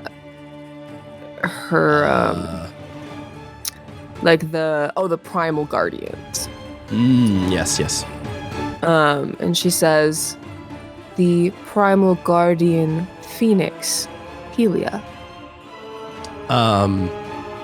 And as you say that, there's like Torm goes quiet a moment, and the court is all staring at you. And he says, she looks at Asmodeus like, oh, should I not have said that? And you see actually in Asmodeus's eyes, his eyes are wide. And he shakes his head no. And Torm says, a primal guardian, you say? One of the very ones that we all thought dead? She's like inside, she's like on the outside, she's kind of like got a contemplative look on her face, but on the inside, she's like, ah! She like her eyes like straight to Cassandra a little bit, and she's just like, oh my god. Cassandra has like kind of pinched her nose a little bit. She's just like, oh, we're fucked. I think that seeing Cassandra in her typical like, like we're fucked state, like kind of like, I don't know.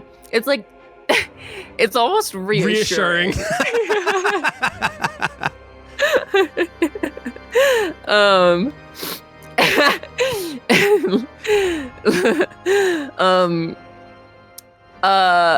I don't think Lee says anything. I think she just is like, she said what she said, and she will say no more. And Torm says, the very same primal guardians that waged war with dragons in the past and were thought to be potentially as powerful as divines. So, to be clear, Lys, you killed Tyr using the power of a being potentially as powerful as the divines, but does not abide by our laws. Do I have that correct?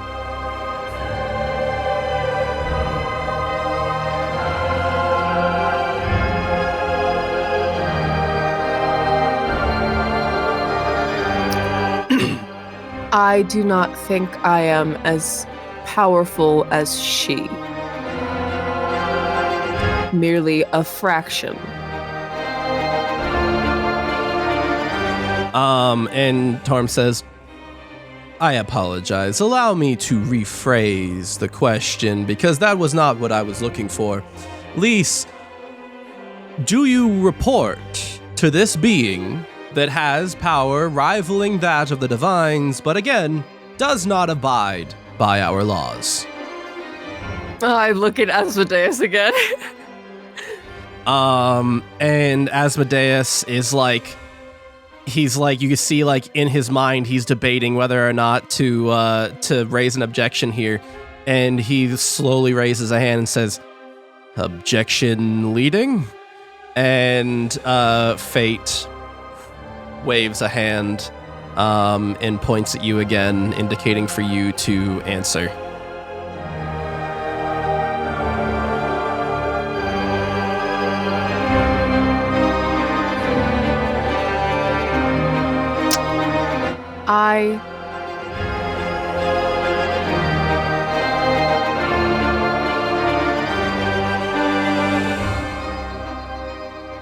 I do not claim to know the full history of the events between Primal Guardian and Dragon, nor do I claim to know in what regard they are held by the divines.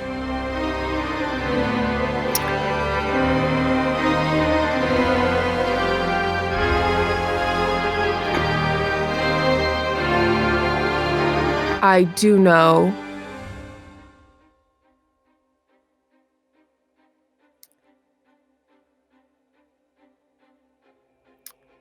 she is not as powerful as she once was. And I do not know if she will ever be that powerful again. But it is her power that grants me mine. And Torm says, yes, very good. Do you report to her? Did she give you the command to kill Tyr? No. And he says, so she grants you power to do with as you wish, so you do not report to her.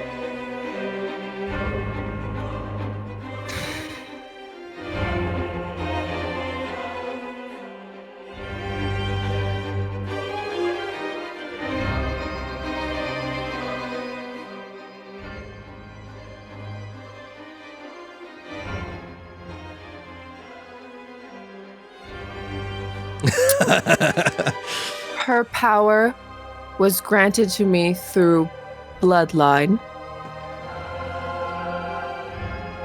And it is through my own wisdom that I seek hers.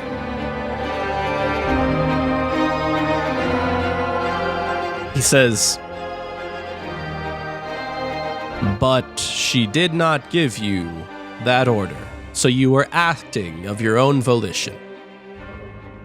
Yes.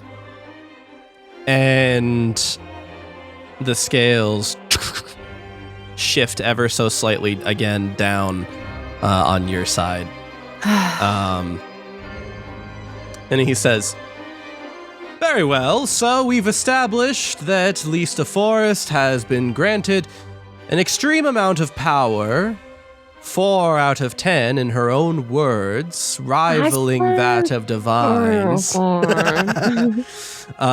He says, and furthermore, we have established that Lista Forest was not under any obligation to kill Tyr by her patron. Very well. The prosecution is done with the witness, Lista Forest, for now.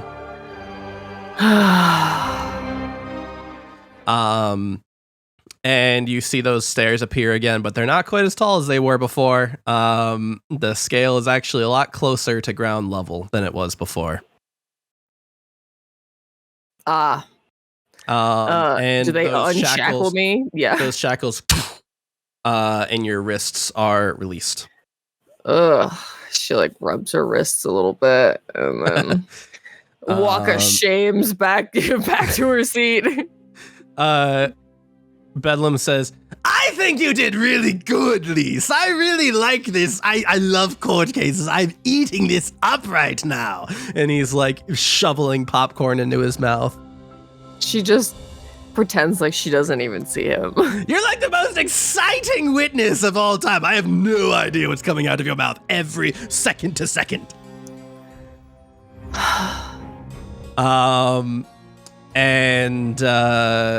As you are seated again, Torm then says, very well. The prosecution would now like to call to the stand. And before he finishes, we are going to have a quick poll. Oh, great. Who will be called to the stand, chat? Oh, no. Will it be... wait, why is it not showing up? Wait. Uh-oh. Poll broken. Hang on. I don't know what's going on right now. What's going on? The poll. There we go. Or not the poll. The gods don't want us to poll. Who will be called to the stand? 1 in chat for Nyx, 2 in chat for Logain. Oh, God. Well, they're both dead, right? But, I mean, I guess that probably doesn't matter.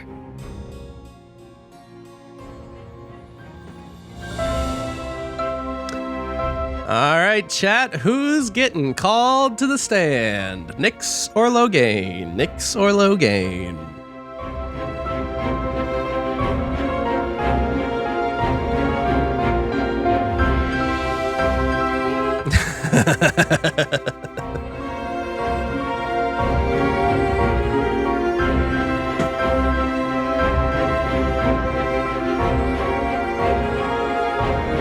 Oh, I'm so excited for these polls.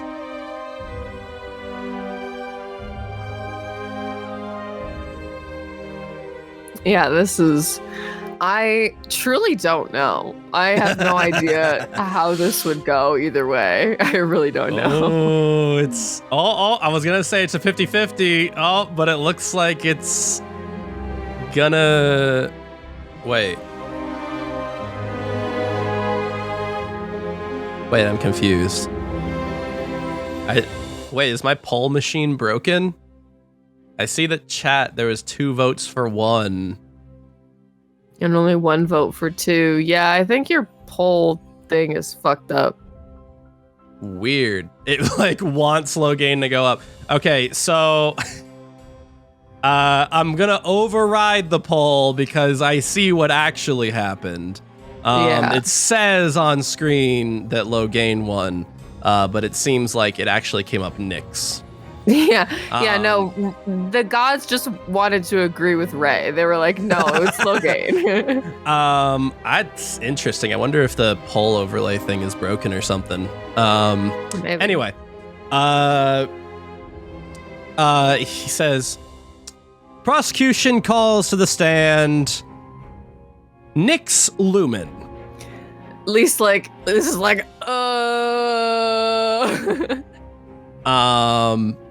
And as he says that, this like column of light erupts on the stand, and you see Nyx appear there on like standing just where you were on the stand, and like she's like looking around the room, like clearly shocked and confused at where she is.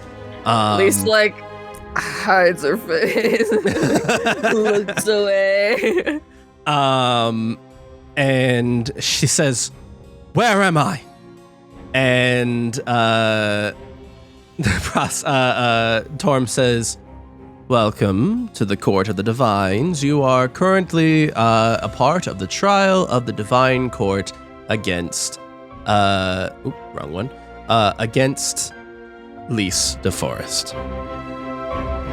I look at Asmodeus and I'm like giving him a look like this bad. And as you look over at Asmodeus, you notice he's staring at Nyx Lumen and he smirks. Interesting. He is like stone cold gaze locked onto her and Torm, like still fingers interlocked and watching.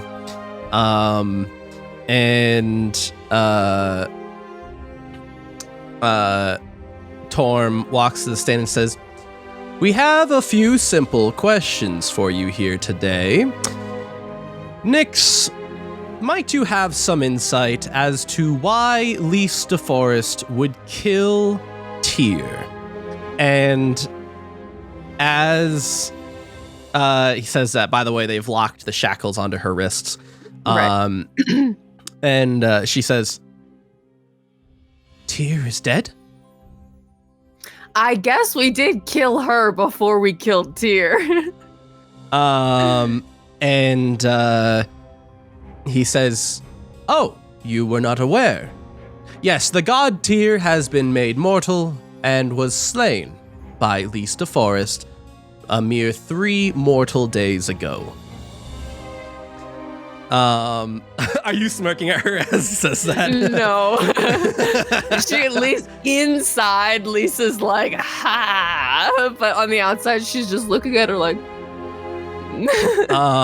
And you like her, she's like got a 1,000-yard stare, and one of her eyes starts twitching. And she says, "That worm killed Tyr." And do you wave at her? I don't think she can help it. I think it's like involuntarily, like without even thinking about it, she does it. And then she slaps her own hand and puts it back down. You actually notice Asmodeus, like out of the corner of his eye, looks at you as you do that and smirks a little more and looks back at her. And Nick says, I know why she would kill Tyr. Because she is a heretic that hates the gods, hates the mortals, hates all that is good and just in this world. And Torm says, a strong accusation, though you are saying so with the cuffs on, so truly you must believe it. Might you tell us why you believe this? And she says, I have witnessed her hatred with mine own eyes. The fact that she is not breathing dirt at this very moment. And you actually see that she lurches against her shackles, and you see those Justicars in the back perk up as she does so, and you see out of her gauntlet, she produces a dagger. How does she have a weapon here?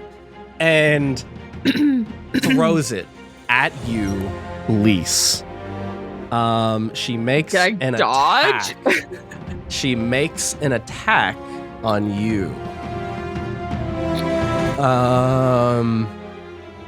All the while, Asmodeus fully still, not moving even a little bit. You know what? I don't even want to dodge. Let her hit me. Wait, what? Let her hit me. So wait, you don't want her to make an attack on you?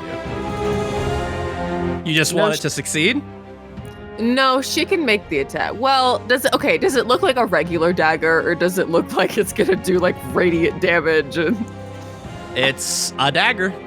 I don't know that you have time to analyze what it is she's throwing at you. Yeah, I'll let it hit me. I'm not gonna dodge.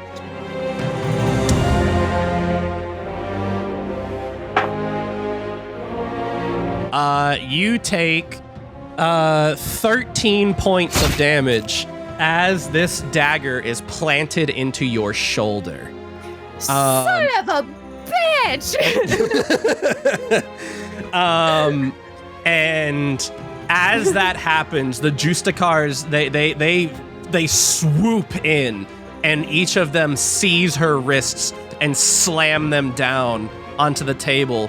The one on the left grabbing her hair and slamming her face into the desk. Like blood shoots out of her nose and all over the desk. And the other tightens the chains around her neck. And after you see that, the courtroom vanishes before your eyes, and you are back in that beige sofaed eggshell room. She's just like clutching her fucking dagger wound. And Asmodeus says, apologies, Lise. I made no attempt to stop that from happening, but that absolutely worked out in our favor. She pulls it out, and she doesn't actually like throw it at him, but like tosses it in his direction. She's like, here!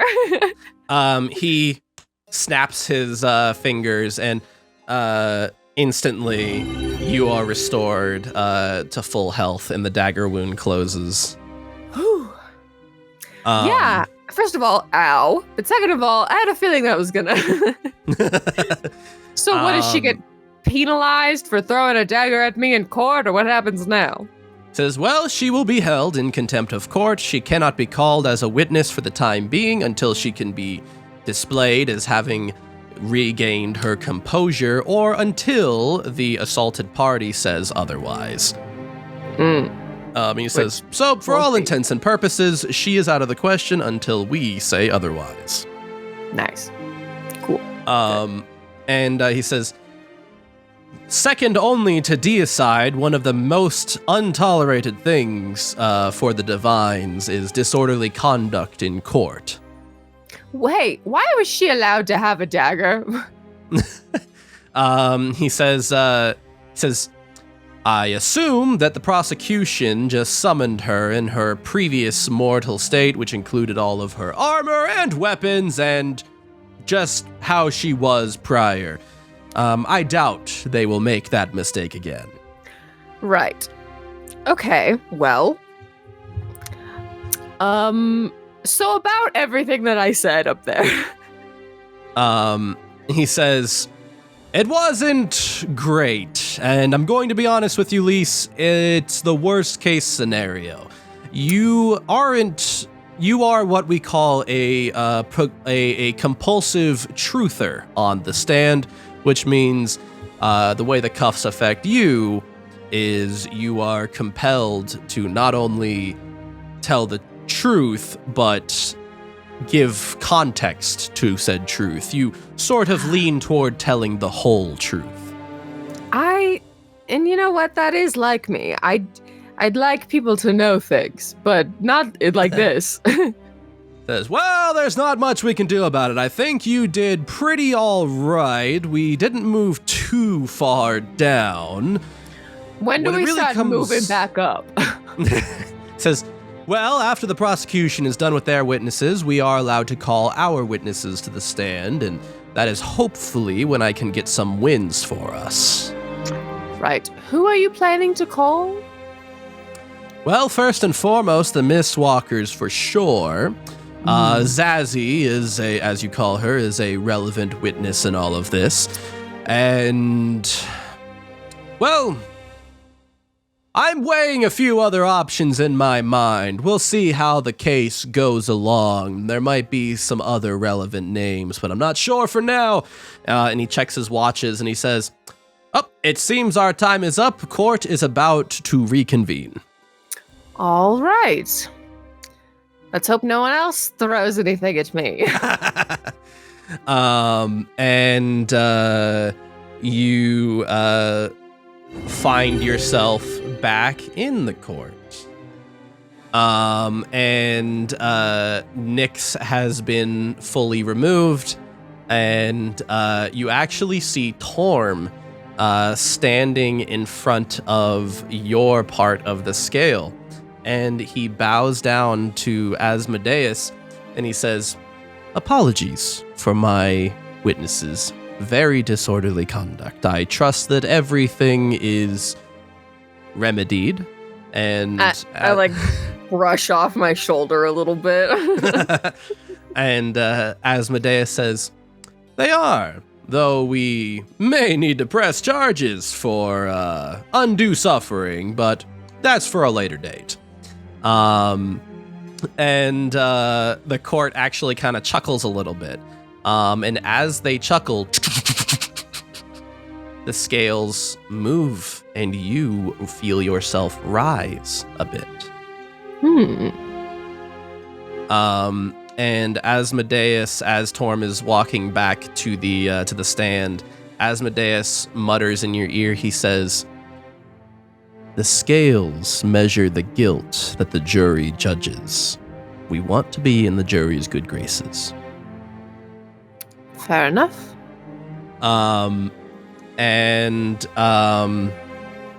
Fate points at the stand and raises a hand indicating who will the prosecution call next. And Torm stands to say who it will be. Chat! Who else will be called to the stand? Will it be August, or will it be Merlin? Oh.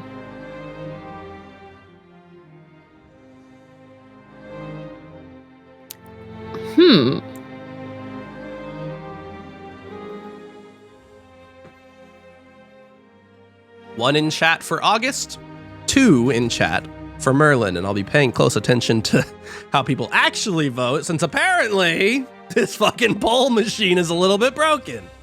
Yeah. This is very interesting because I feel like Merlin would probably know more about like court stuff.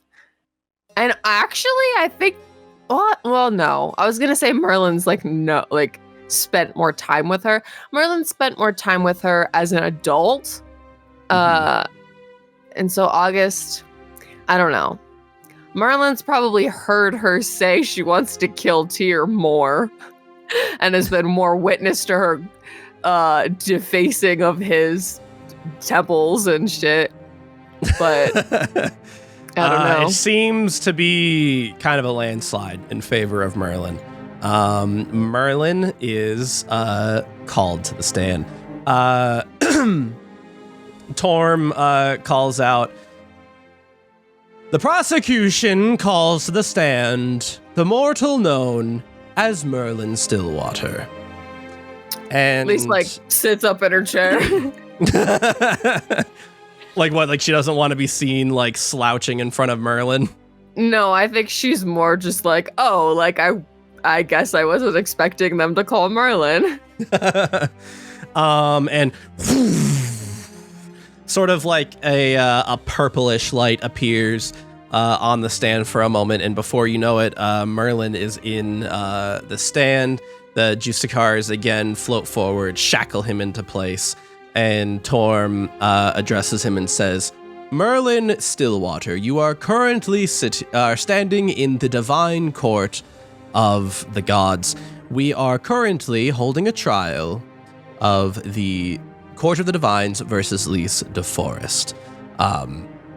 Lys is being tried for her involvement in the death of the god known as Tyr. Merlin is seated at the stand and locked into place, and he looks around, and you feel like he's actually trying to see how many gods in the jury stands that he recognizes, from his studies. Right. And Torm says, "Merlin Stillwater, you are yourself a very capable wizard, correct?"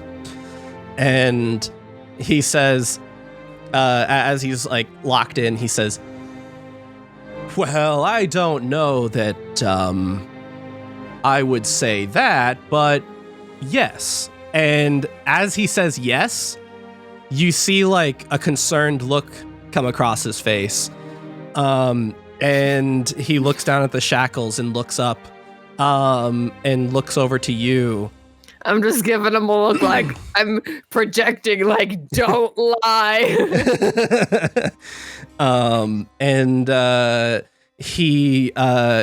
It takes him a couple seconds to figure out what just happened. He's so startled by it. But then he smirks and he says, "I see. Yes, I would say I'm a capable wizard." Torm says, very good. So you would consider yourself a good judge of power." And you see Merlin thinking for a moment, and he says, he actually looks at you as he's thinking, and he nods a little bit and says, "Yes, I would say I'm a good judge of power." And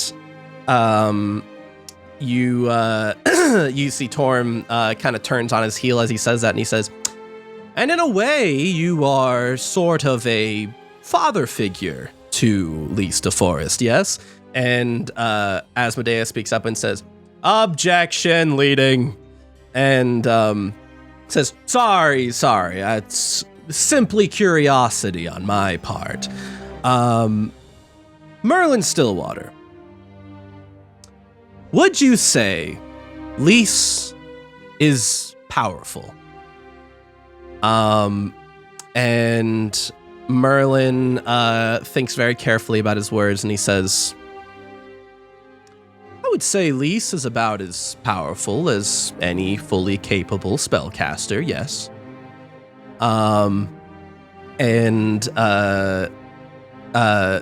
They say, how dangerous would you say Lys de Forest is?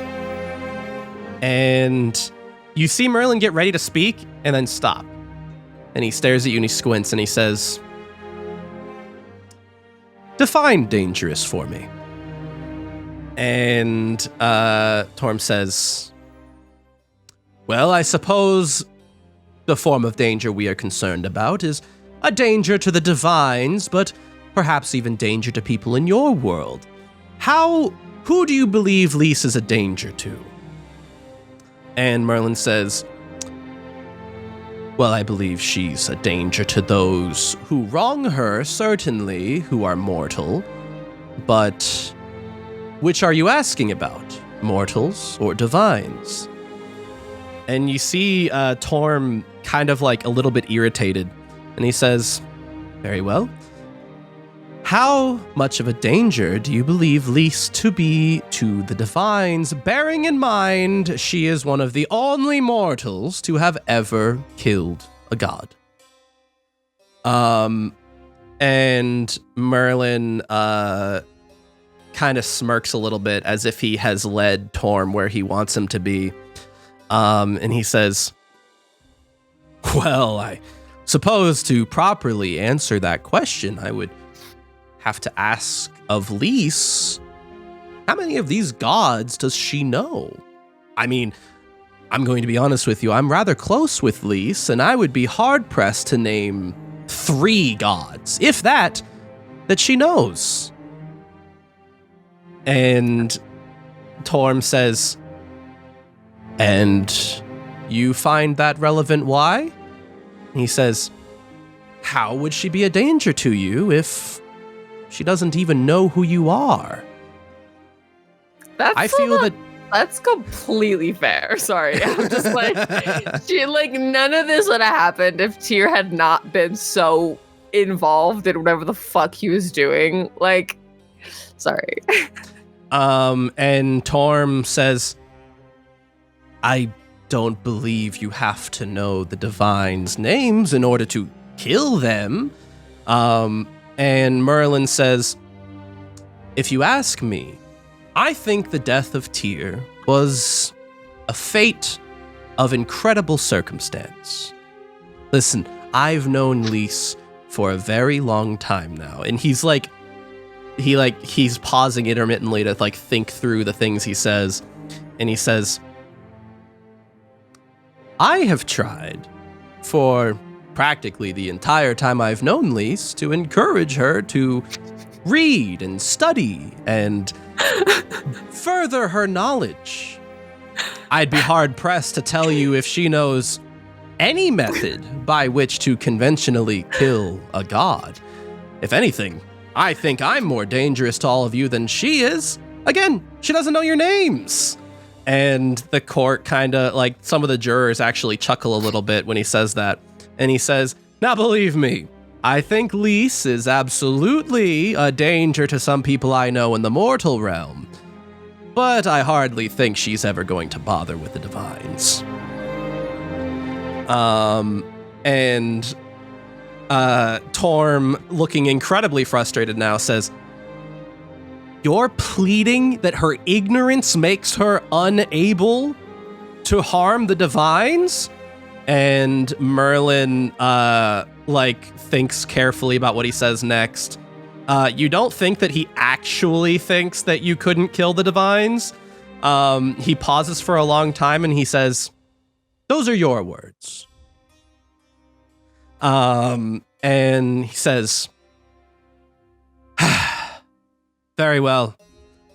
The prosecution releases Merlin Stillwater, and he kind of paces back over to his side of the court, clearly very frustrated. And Merlin looks to you and nods a little bit before he's dispelled. I nod back to him. I'm like, woo! Listen, if anybody readily tells everyone how stupid I am, it's gonna be Merlin. And honestly, thank God for that. And as that happens, You rise a little more. You're not quite on equal footing with the other side just yet, but you are a little lower. But you're a little. You have a little breathing room from the ground. Yeah. God, that was so true. Like, Lise doesn't just like she doesn't just like hate the gods, and that's why she killed him. Like, Tyr was specifically a nuisance to her. Like,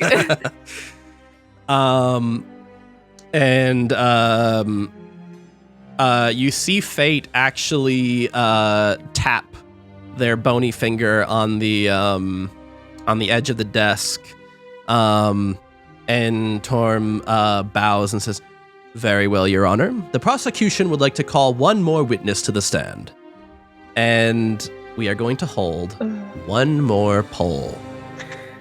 oh. Chat! Who else will be called to the stand? 1 in chat for Oliver, 2 in chat for Helga. No! Helga's I'm not Helga's saying which is good and which Helga is bad. is gonna get me killed, and I know it in my heart. And I love but Oliver could also say some shit because they get so anxious. They get so like, I feel like I don't know how well they would handle being like having to tell the truth when Helga just tells the truth anyway. So it's like, I don't know. It did it again. I feel like it's like always counting the third vote as a vote for number 2. I don't know why that is. Yeah, I don't know. Because this is a landslide for Oliver. I don't know why it counted one of the votes for Helga. For Helga. Anyway. Yeah, I'll have to mess with that more later. Helga's stupidity could also be like used to our advantage in a way. Like, they would ask her a question, she'd be like, Helga not know what that mean. So all right, in that case, he calls out, give me 1 second.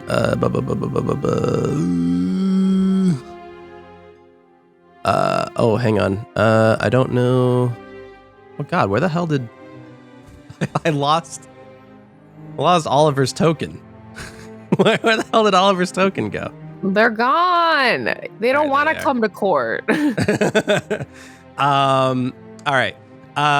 You see, and sort of like a poof explosion, as after Torm calls out, prosecution calls to the stand Oliver Hart.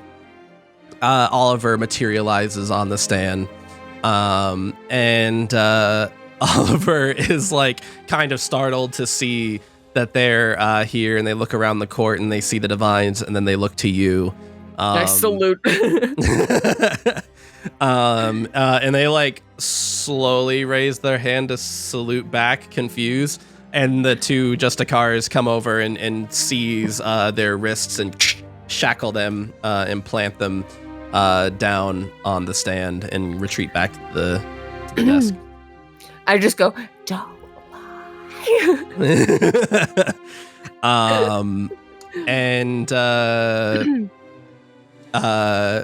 Torm returns to the front of the stand and says, Mortal Oliver Hart, you currently stand in the Court of the Divines in the case of the Court of the Divines versus Lise de Forest in the murder of the god Tyr.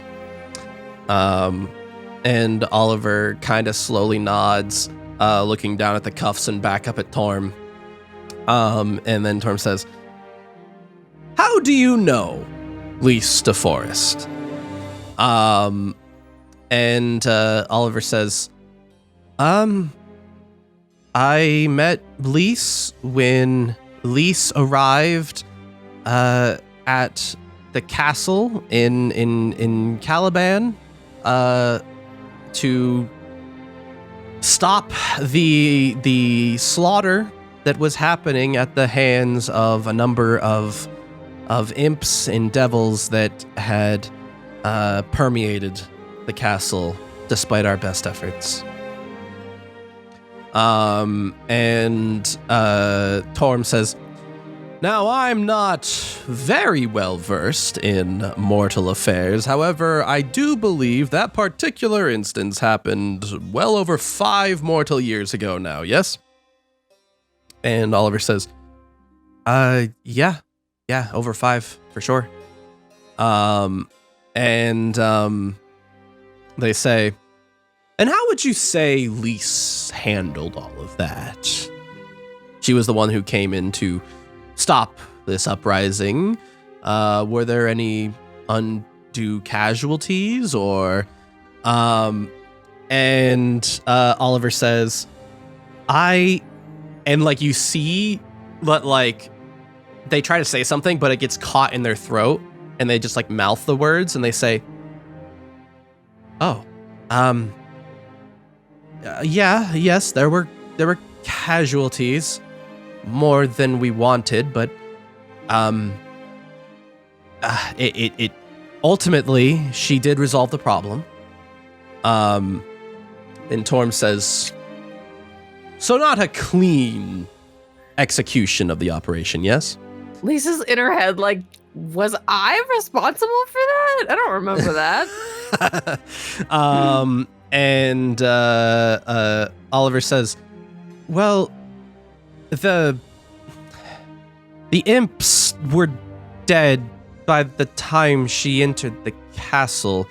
And he goes to say something else, but only manages to mouth that and says, "Right, it was this man that's in her head." No. And you see sweat coming down Oliver's brow as they realize how crazy that sounds, and they say,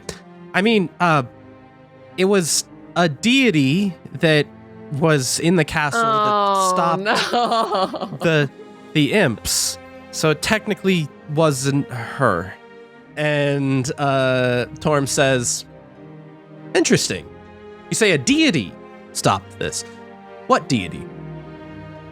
And Oliver says, glaring daggers at Oliver, shut up, shut up, shut up, shut up, shut up. And as Oliver is scrambling for what to say, Asmodeus says, "Objection, relevance." Fate kind of raises a hand to Torm, and Torm raises his hand back and says, "I assure you, your honor, this will be relevant." Fate then waves their hand and allows Torm to continue. And he says, "Please answer the question." And Oliver says, "A man known as Bedlam?" And the whole court is starts all the jurors start looking at each other. And Torm says, "Interesting. So I've never heard of a deity known as Bedlam. Jurors, if any of you know of a Bedlam that I am forgetting, please do chime in." And no one says anything, and he says, "It seems none of us can remember an individual known as Bedlam. Who is this Bedlam? You said it was a man in her head." Lisa just looks over to where Bedlam is hanging out and glares at him. He says, "Technically, Oliver's telling the truth, Lise." In her head, think you should tell them about me. I want my day in court. In her head, she says, "Shut the fuck up. I hate you." Asmodeus is debating whether or not to say anything, and he says, "Objection, leading?" And Fate kind of points at Torm gently again, and Torm says, "Very well. I don't know if you intended to say he was a man in her head, so tell us, who is Bedlam?" And Oliver is sweating bullets. And they look at you and then look at Torm and say, A powerful, god, or I suppose not a god. Something outside Honestly, Lisa shrugs. Like shit. outside of the divine planes. I don't know that many other people know of Bedlam. And so Torm says, I see. So Bedlam, this man, is either one of two things we know for certain.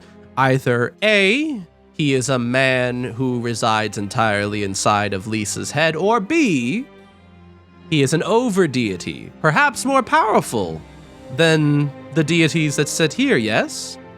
And there are like murmurs throughout the halls, and Fate actually grabs their gavel and slams her gavel down a few times for the jury to be silent.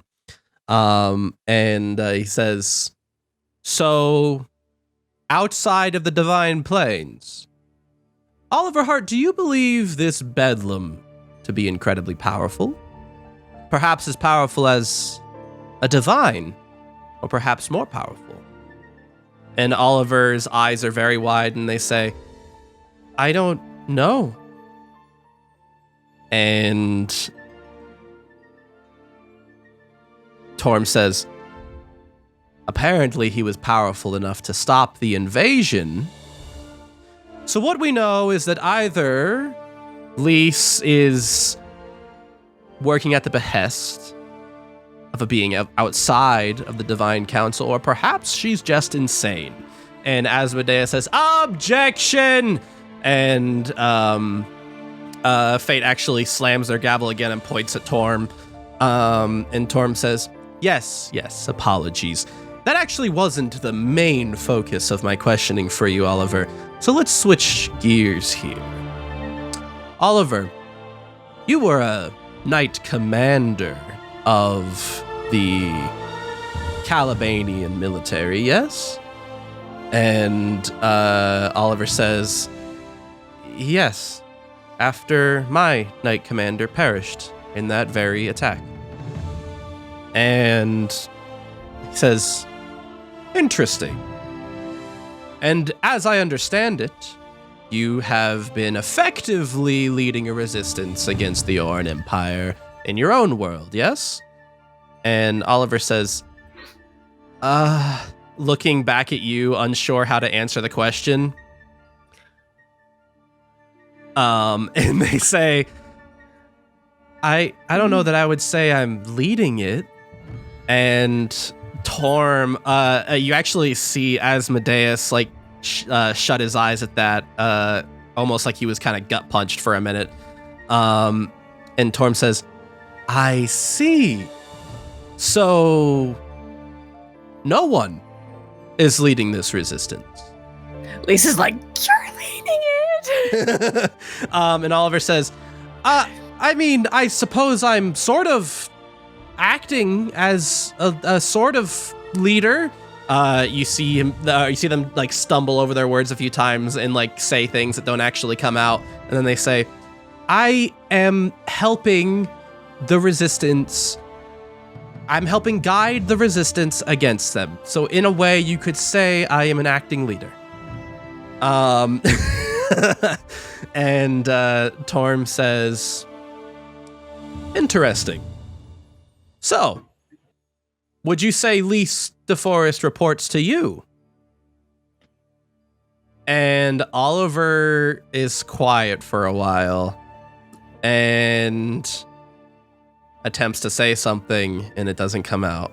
Attempts to say something else and it doesn't come out. And attempts to say something else and it doesn't come out. And Torm says, might I remind you, you must be 100% truthful in this court. And Oliver says, no. And Torm says, who does she report to? And Oliver is quiet for a while. and then says, I don't know. And Torm says, you don't know? And Oliver says, I don't know that she reports to anyone. And Torm says, I see. So she is acting in your resistance, killed a god without direct orders from anyone, and is influencing your world with reckless abandon, with no one to hold her accountable. Do I have that right? And Oliver once again tries to say more things that just don't come out. And it's a long silence, and Asmodeus kind of like lowers his head a little bit and rubs his temple with his index finger. And Torm is like grinning evilly as he stares Oliver down. And then Oliver says, I suppose yes. And there is muttering throughout the jury. And Fate once again grabs gavel, clacks it down a few times, and silence falls over the jury. And the scales tilt furthermore to your side. As we're sinking, I'm just looking at Oliver. Oliver is like coated in sweat, was clearly desperately trying to say more than that, but it just wouldn't come out. And they look really sorry at you. She just looks at him, or looks at them like, it's not your fault. This whole thing's rigged. And with that, Torm says, I believe the prosecution is concluded with this witness. Thank you very much. And he steps away, and right before they vanish, Oliver looks to you and mouths, I'm sorry. She just waves like, it's okay. Like, it's not your fault.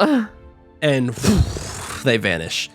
And Torm ascends the stairs that are a little higher than they were before, back to his part of the scale. And you see Asmodeus deep in thought next to you. And he's scribbling some things on his clipboard. And he says, I'm going to be honest, Lise, this isn't looking great. It's probably going to come down to the trials. Great.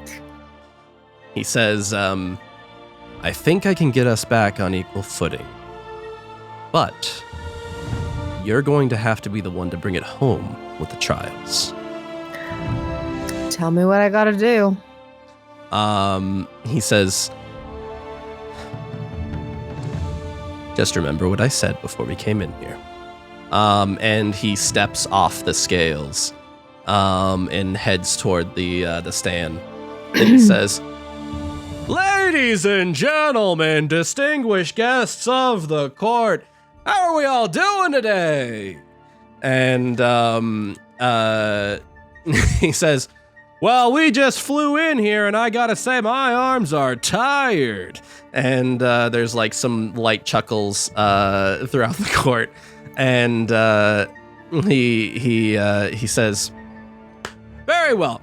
The defense calls to the stand Elaine of the Mistwalkers. And Elaine appears on the stand, looking exactly as they have in the past. Sort of like a explosion of mist erupts out. Was Elaine the Mistwalker who was Fenrir's friend in the past? Yes. Okay. The very same. Right. They appear there, and they look like sort of like they've done this a billion times. They actually hold up their wrists for the Justicars to cuff them, and stand very formally. And Asmodeus says, "Well, I'd tell you why you're here today, Elaine, but I have a stinging suspicion that you are well aware of these proceedings, yes?" And Elaine says, "That is correct." And Asmodeus says, "Very well. Well, I'll get right down to brass tacks then. I think you have I have a feeling you know why I called you here today. Elaine, you were one of the first members of the Mistwalkers to notify myself and the rest of the divines here of the prophecy." And he looks around the jury and he says, "The prophecy that has been the subject of many hearings prior to this, one that we are all intimately familiar with by this point." And Elaine says, "That is correct." And Asmodeus says, "Well, I certainly don't want to be accused of leading by any means, so I wish for you to explain to us what this prophecy is. I will step back and allow you to do so." And he steps back and allows Elaine to speak. And Elaine says, "As you are all intimately aware by this point, the prophecy clearly states that the end times are upon us.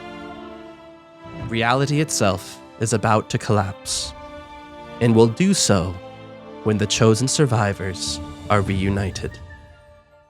You are all well aware that we have run the calculations many, many times, and they always come back the same way. Lista Forest is the only hope that we have of stopping this calamity."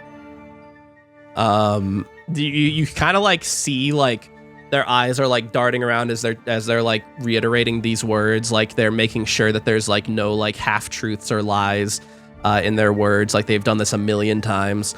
You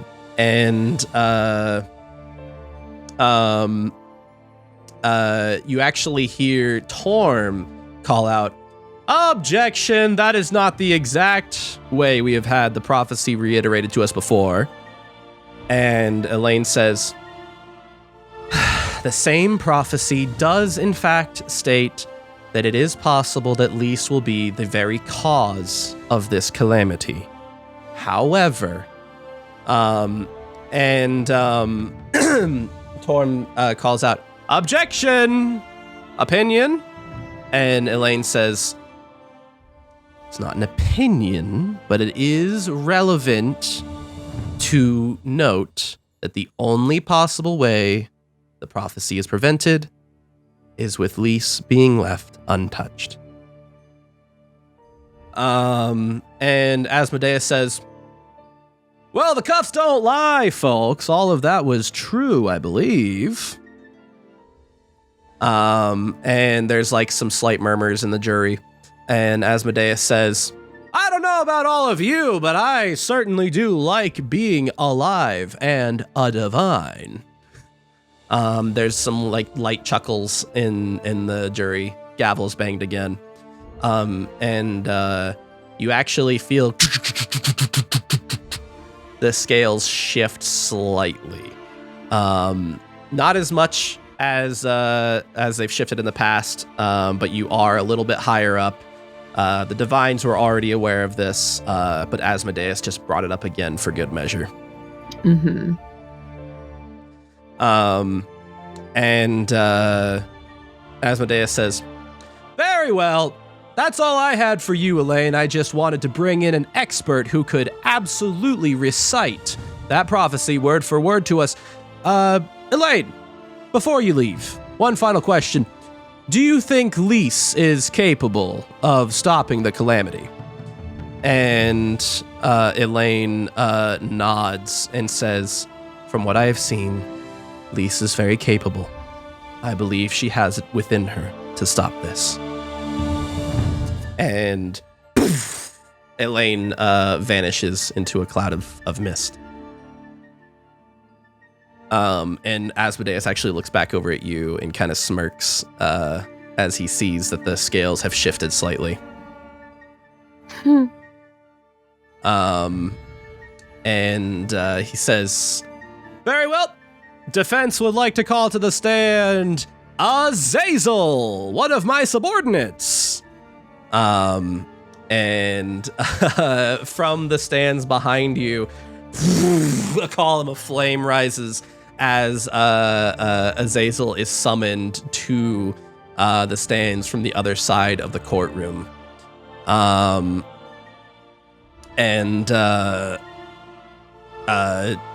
She does the same thing, raises her wrists, and the Justicars strap her in. And he says, "All right, first question, Azazel. How am I looking from back there? Am I looking handsome up here?" And the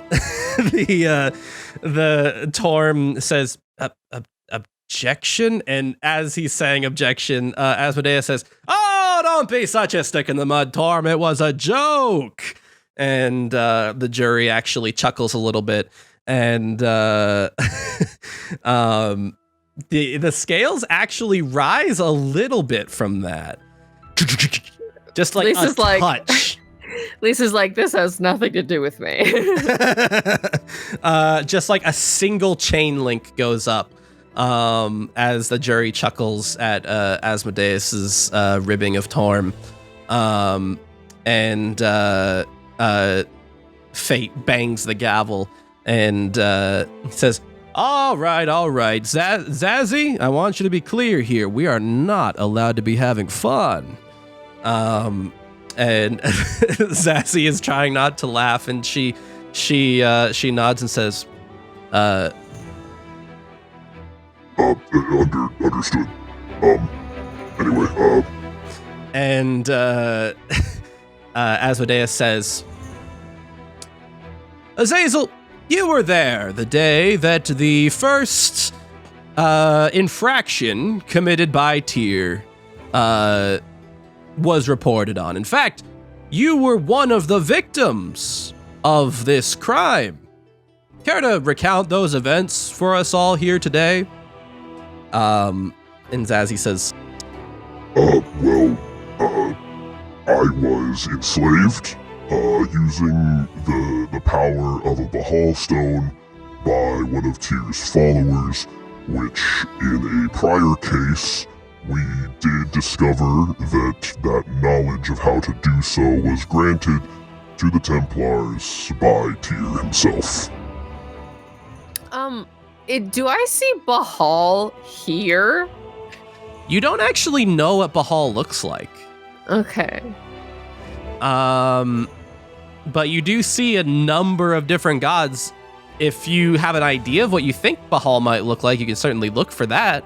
No, I don't know I don't know what I would think he would look like. And Asmodeus says, "And it was decided that was a unjustified disclosure of other divine powers by Tyr. Was it not? After all, you were in that case." And Azazel says, Yes, the court found that was an unjust use of divine knowledge by Tyr. And Asmodeus says, "Well, it seems our old friend Tyr here is a bit of a criminal. Well, Zazzy, please continue with your story." Well, you see, I was being enslaved by the Bahal stone through the power of the death magic that permeated the room, and through Tyr's blessings, I was shackled in service to the Templar that was in charge, and I was made to attack Lise and her friends. Sorry about that again, Lise. He's just like nods at her. Asmodeus says, "Oh my, having your willpower taken away from you to be wielded by another god to slay a mortal. That's technically within the bounds of the law, but it certainly is shady for the god of justice, wouldn't you say, everyone?" And everyone's kind of like looking at Asmodeus and like some of them shrug. And he says, "Very well. And do you mind telling us how this concluded, Azazel?" Well, Lys defeated said Templar, set me free, and allowed me to testify in the case, and it was found that Tyr was acting in bad faith, with his power. And Asmodeus says, "Very well. Seems our friend Tyr here is no stranger to acting outside the bounds of the law. Very well. Zazie, that's all I had for you here today." And you're actually like just barely not level with Torm again. You're like maybe a centimeter off on the plates. And Zazie is sent back to the stands. Finally, he ends up calling Bahal to the stand. Oh. Asmodeus calls out, "Finally, I'd like to call to the stand Bahal, God of Death." Lisa's like,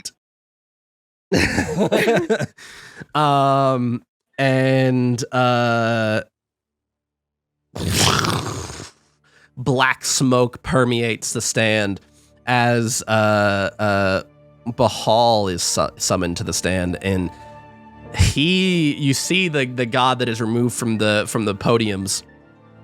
He looks like this like older man with a receding hairline, but like his skin is like stark, like grayish, like almost, it looks like it's rotting, and you realize chunks of his skin are missing, but they're not like bleeding. It looks like he's like a corpse and has been for a while.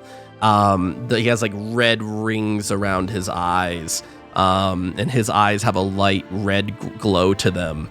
And like as he stands up at the podium, you hear like bones cracking beneath the surface of his skin. He is literally the embodiment of death.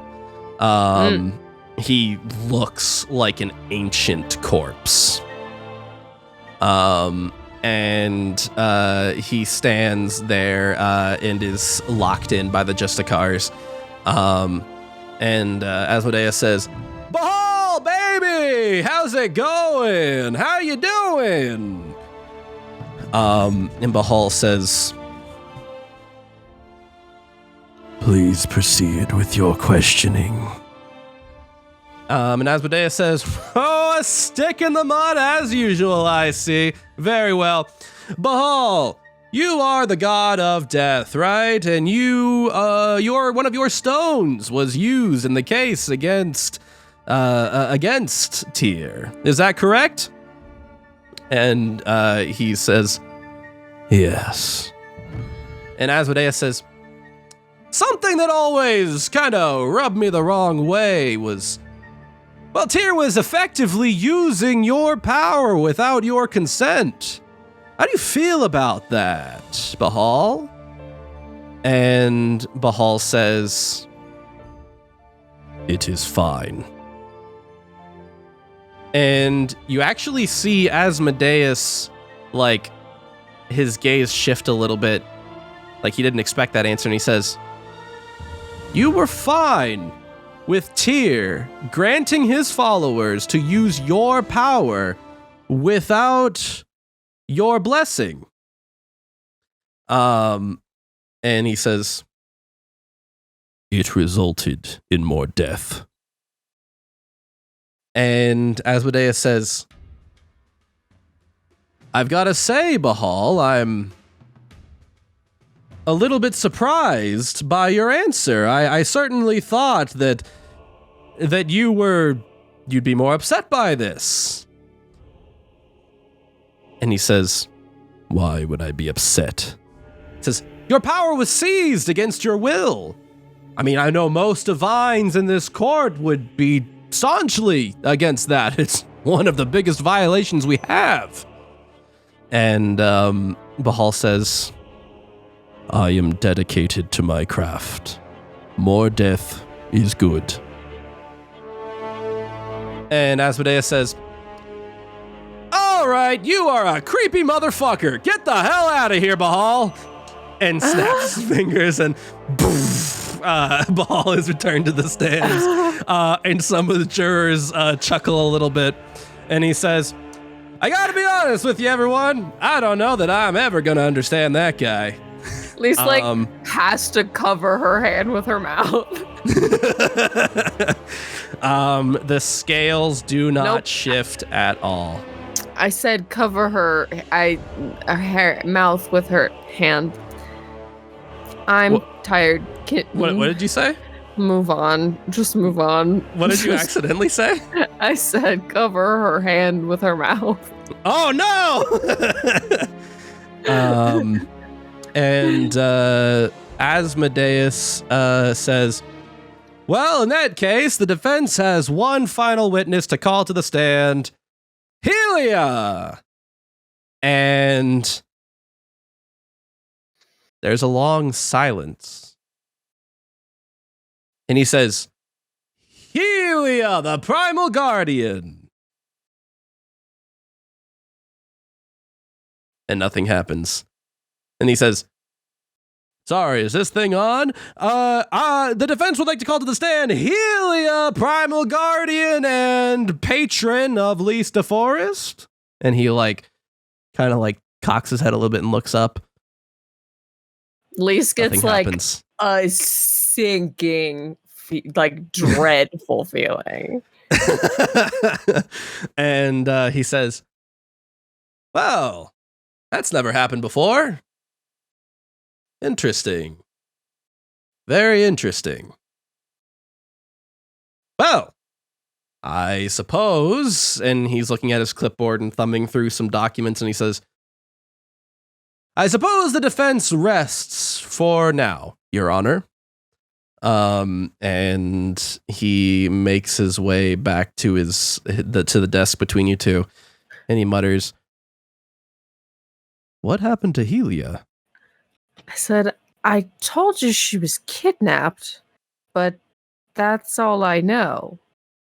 He says, she should have been summoned, even if she's been kidnapped. Even if she's dead, really, she still should have showed up. What would prevent something from being summoned? I'm going to be completely honest with you, Lys. I've never tried to call a primal guardian to the stand, and furthermore, this has never happened. Great. Well, I know who has her, if that will help you. And he says, no, we don't need her captor, and I'm certainly don't think Sepulchre is a safe bet to bring to the stand right now. That was hopefully going to be our ace in the hole. But it seems even she isn't going to be able to save us.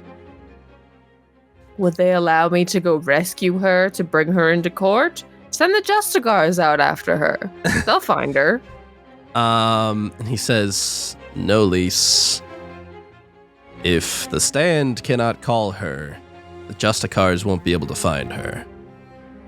But it's almost as if either A, she doesn't exist, or B, some greater power is preventing her from being here. I look over at Bedlam.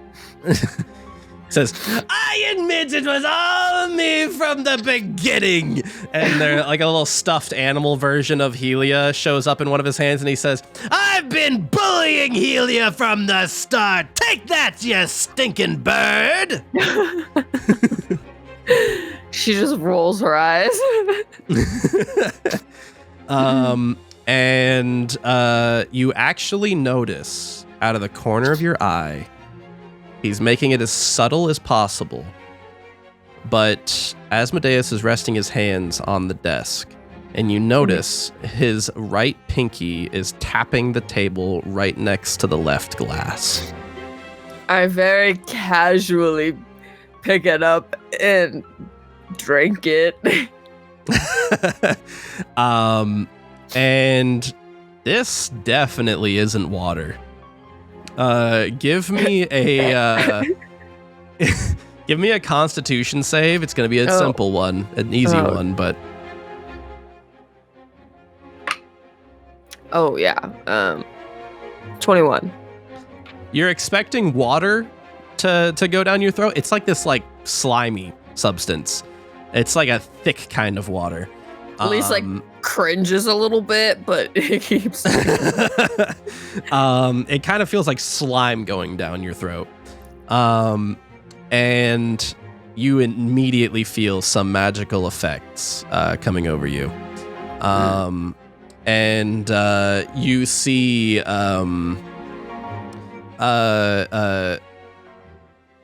Fate gesture to the Justicar that holds the scales and the scimitar, and she floats forward in front of the stand.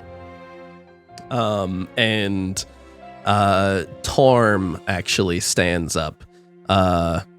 You guys are roughly equal with each other now. You're just ever so slightly lower down than him, but mostly equal on the scales. Mm-hmm. And Torm says, "Very well.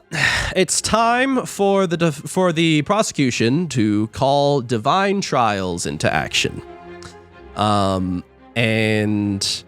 you feel that like slimy substance like making its way through your body, and like you feel like energy like rippling through you.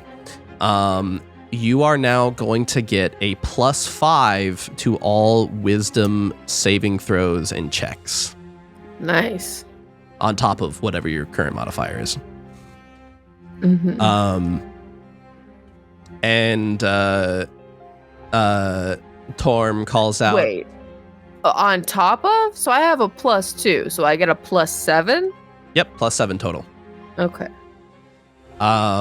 And Torm calls out, "Prosecution would like to call to the stand for her first trial, Lise DeForest."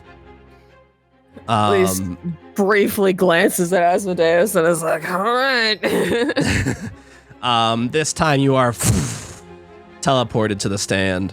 The Justicar locks both your wrists into place. And as you look back over at Asmodeus,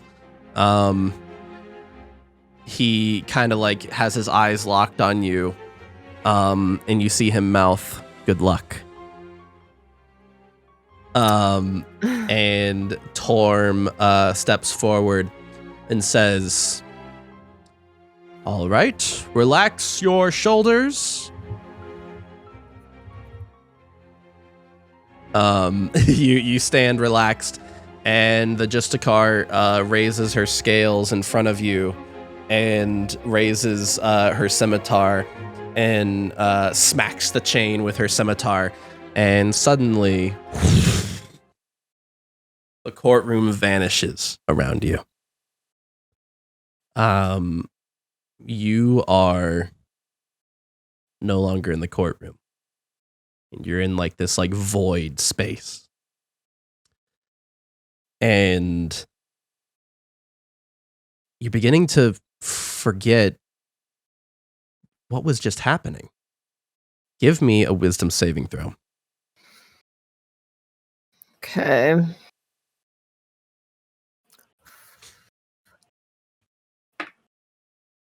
Um 15. Were you in court just now? You're not sure, actually. In fact, you're not sure why you had that thought. No, you've never been to court. Why did you have that thought? And before you realize it, that's right, you were inside the Cathedral of Tyr. That's right, yeah, you were in the Grand Tyrian Cathedral. You're not sure what that fleeting thought was. In fact, you can't remember what that fleeting thought was anymore. And you realize, oh, that's right, you're dazed right now because you were just attacked by Tyr. You come to and you realize you are in the middle of a fight with Tyr. Tyr is wounded, and this cathedral, it's just you two at this point. Both Cassandra and Helga have been knocked unconscious by Tyr's attacks, and he rolls another attack on you. Oh my god. And he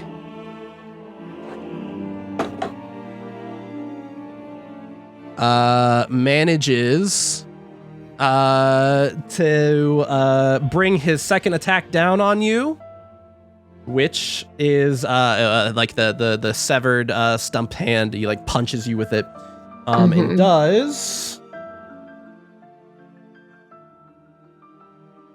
12 points of bludgeoning damage to you. Ow. And you're gutted. You are now bloodied. 22 health out of 50. You just took his second attack. It is now your turn. What do you do? Let's see. Well, I can't run away without him getting an attack of opportunity. So, if Cassandra and Helga are down, I should 4th level false life to.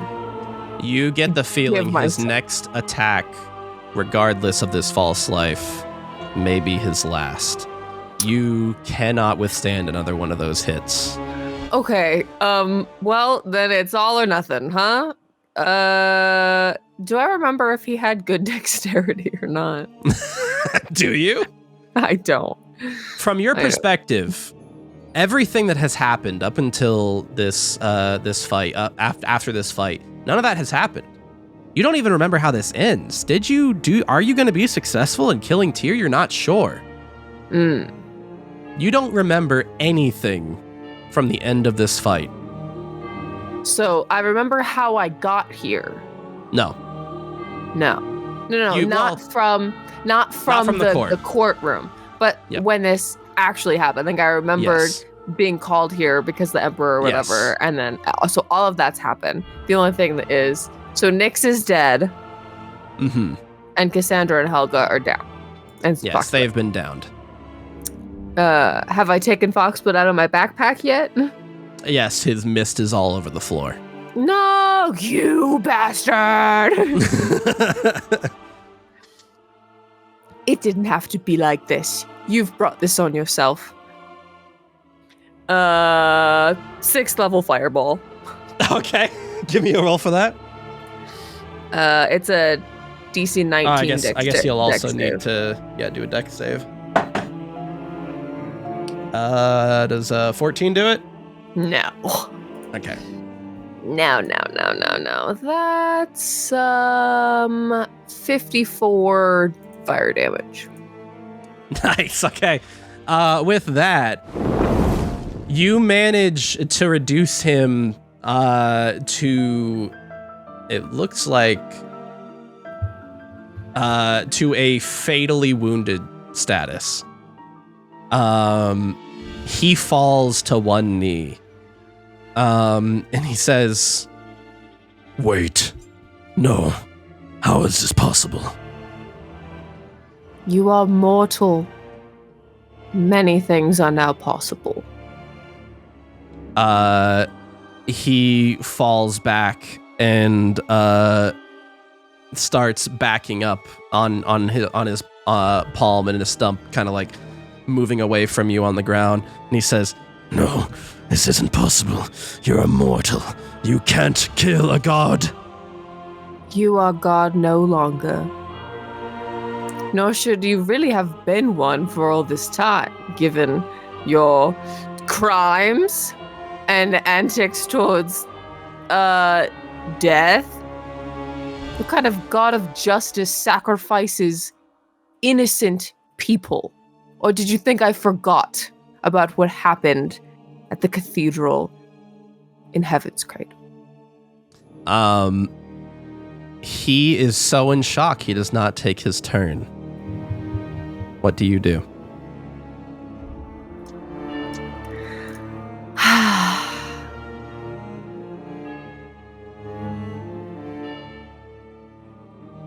And to be clear, you have no idea how you got here.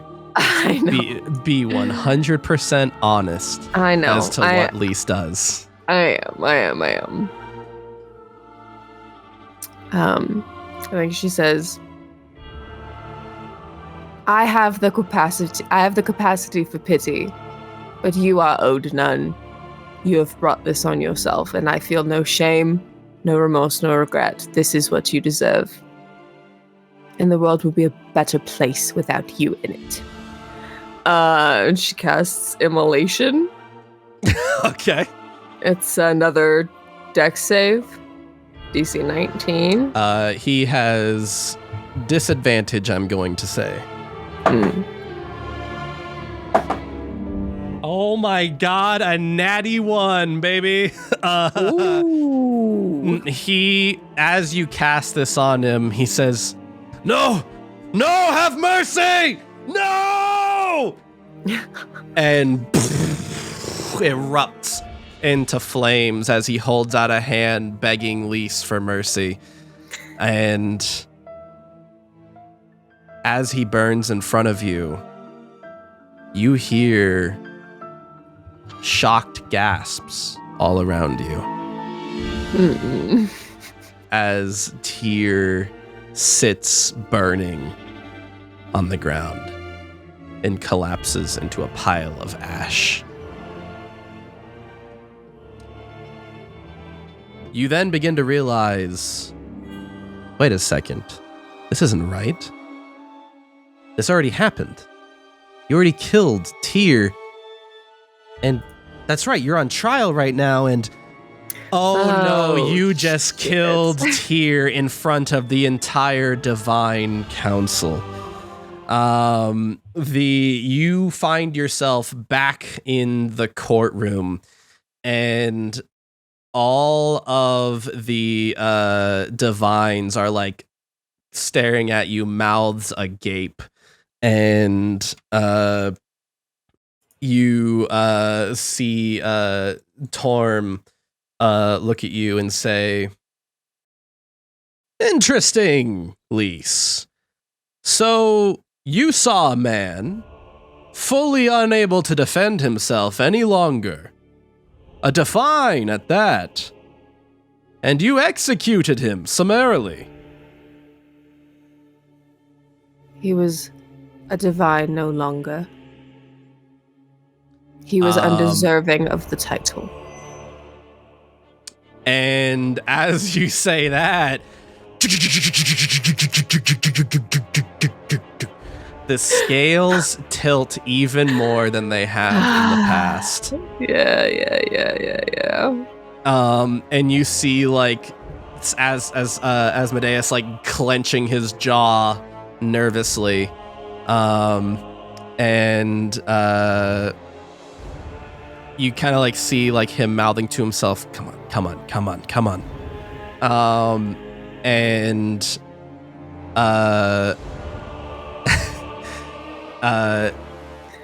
the Torm says, "Very well. Let's try another one, shall we? I'm curious how deep this rabbit hole goes." And that Justicar raises those scales again and clacks the scimitar against the chain, and before you know it, the courtroom's gone again. I didn't use spell slots for those spells. You did not. You did not. I didn't In think fact, so. you're no longer wounded. Cool. Give me another wisdom save. Okay, please. Please, please, please, please, please, please, please, please, please. Oh, that's bad. Oh wait, actually no. Oh, what the fuck am I saying? No, that's 21. 21? Okay. With a 21, you are in this like black void again.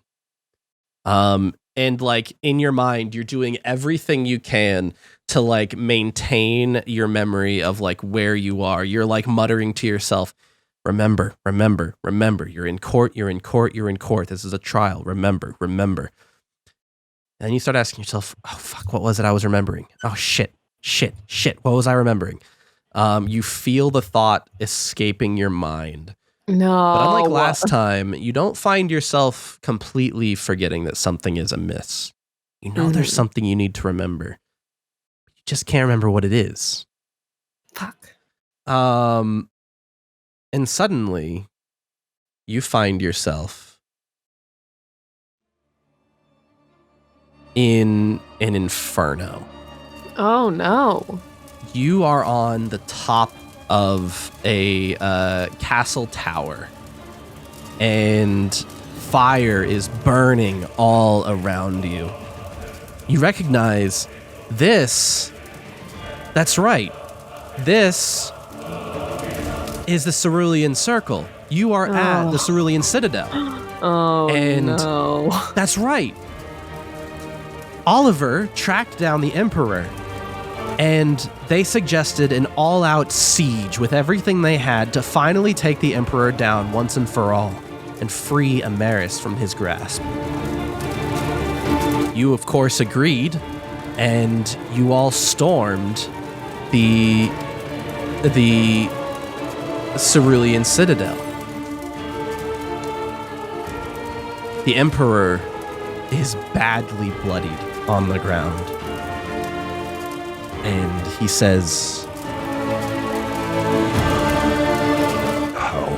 How is this possible? How are you capable of wielding such power? and you realize that's right. It was a long battle, but you managed to bring him down. He's disarmed now. You've all but won.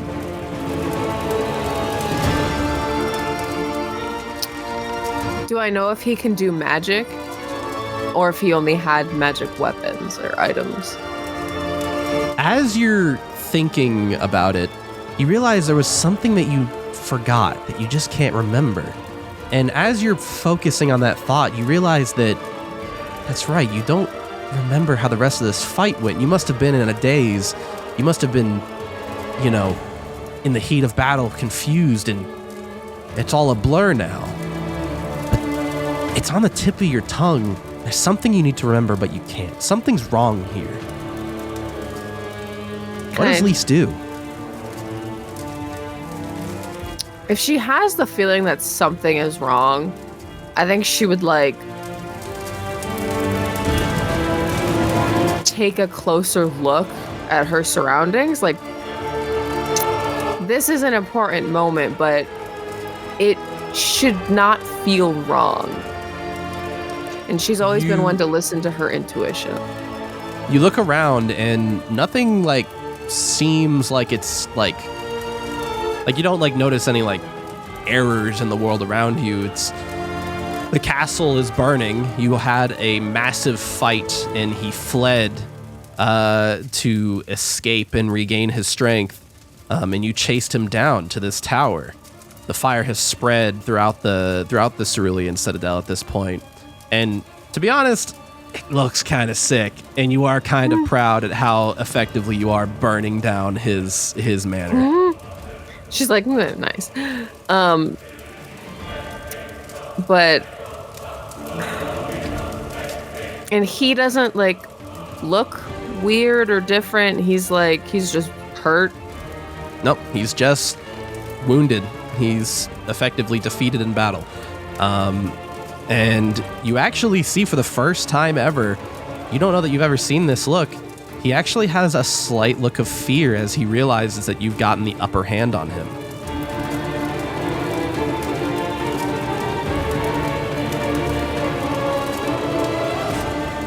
Tell me,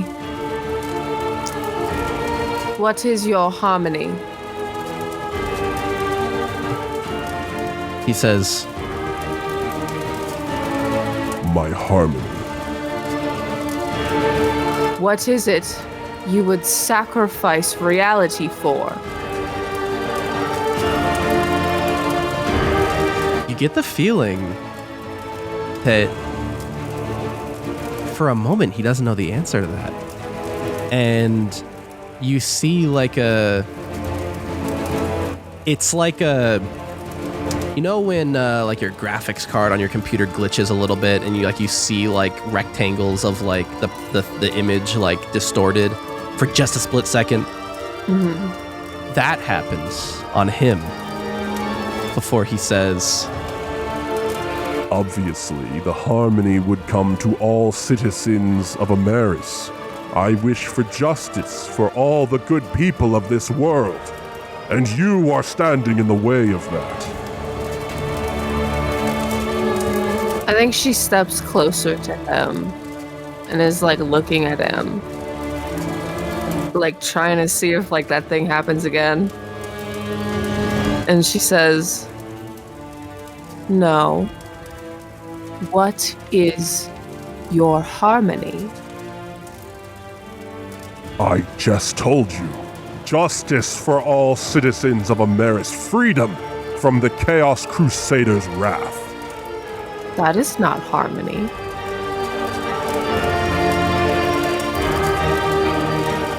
You have given sermons, spoken to masses, amassed military power and strength to... what? To what end? and as you're asking this, he says, I wish to restore justice to all of Ameris. What don't you understand about that? Restore justice for what? and as you're asking that, he looks over his shoulder and realizes there's an opening between the flames on this tower. With lightning speed, he leaps up and bolts for the edge of the tower, leaping overboard. However, because he's fleeing your immediate vicinity, you do have an attack of opportunity. Do you take it? I think he's gonna leap off the tower. Mm-hmm. I don't stop him. He leaps off the tower, and as he does so, the world begins to blur around you, and you have a slight headache. It feels like you've been awake too long, and slowly you begin to come to and you're in that void again. And that's right, you're in court. You can't believe you forgot that again. But Shit. You're back. And all of the divines are staring at you. And Torm says, interesting. I don't know that we've ever had a mortal resist a trial. The scales do not move. And you see that that Asmodeus is once again he kind of gently clutches his fist and kind of pumps a little bit. You guys got a small victory. And he interlocks his fingers again and stares at you, and he mouths, "Good job." Lisa's like, yes. And Torm says, all right, on to the next trial. And Asmodeus speaks up and says, objection, we've never put a mortal through this many trials, Your Honor. We're not even sure a mortal could handle it. And Fate seems like silent for a moment, puts their bony fingers like tips together as they're thinking, and then waves their hand, clearing it. Torm says, "We don't have any prior justification for why not, so one more trial, Lista Forest." And the Justakar raises her scales again and slams them one more time. Before you know it, you're out of it again. Give me another wisdom saving throw. Please roll well. Please roll well. Please roll well. Please, please, please, please, please, please, please, please, please. I paid so much money for you, please. Please, please, please, please, please, please, please, please, please, please, please, please, please. Ooh, 26. Wow. Okay. With a 26, you keep telling yourself, remember, remember, remember. Do not forget this time. Remember. And you focus as hard as you can as a reality begins coming into focus. And your memory starts fading a little bit. But you decide to tell yourself, it's not real. And that phrase, it's not real, sticks in your mind. You're not sure what isn't real, but it's not real. It's stuck in your mind. Okay. And you find yourself in an elven room. You recognize this as part of the Selkisiri Palace. And that's right. You're here on a mission. You're here to stop your mother from surrendering exiles to the Emperor, because that could have drastic effects on the war. However, the guards have been alerted. You don't have long. Cassandra and Helga are not currently in the room with you. They're standing guard at 2 separate doors to make sure that you have an exit route. Mm-hmm. You realize that you have 60 seconds, if that. The guards are on their way. They're going to be in this room in a minute or less. Mm-hmm. And you notice that this is your mother's palace quarters Mm-hmm. as ambassador to Orin. Mm-hmm. And you see her afternoon tea on the table. And all those years of mistreatment, all those years of vileness from your mother come flooding back. You realize you have a vial of poison in your pocket. You could put all of this to a stop right now. You could prevent her from turning the tide of war. Oliver made it very clear to you that if you don't stop your mother, the war is all but lost. You're not going to have a chance to speak to her again before she gives up the exiles. You have to go right now. It's do or die. Do you poison your mother's tea? And as you're thinking that, it's not real. Pops up in your mind. You're not sure what isn't real, but it's not real is in your mind. What do you do? What's not real? The poison's not real? I think that You stare at the poison. You're certain this is real. You're certain the poison is, in fact, poison, right? I drink it.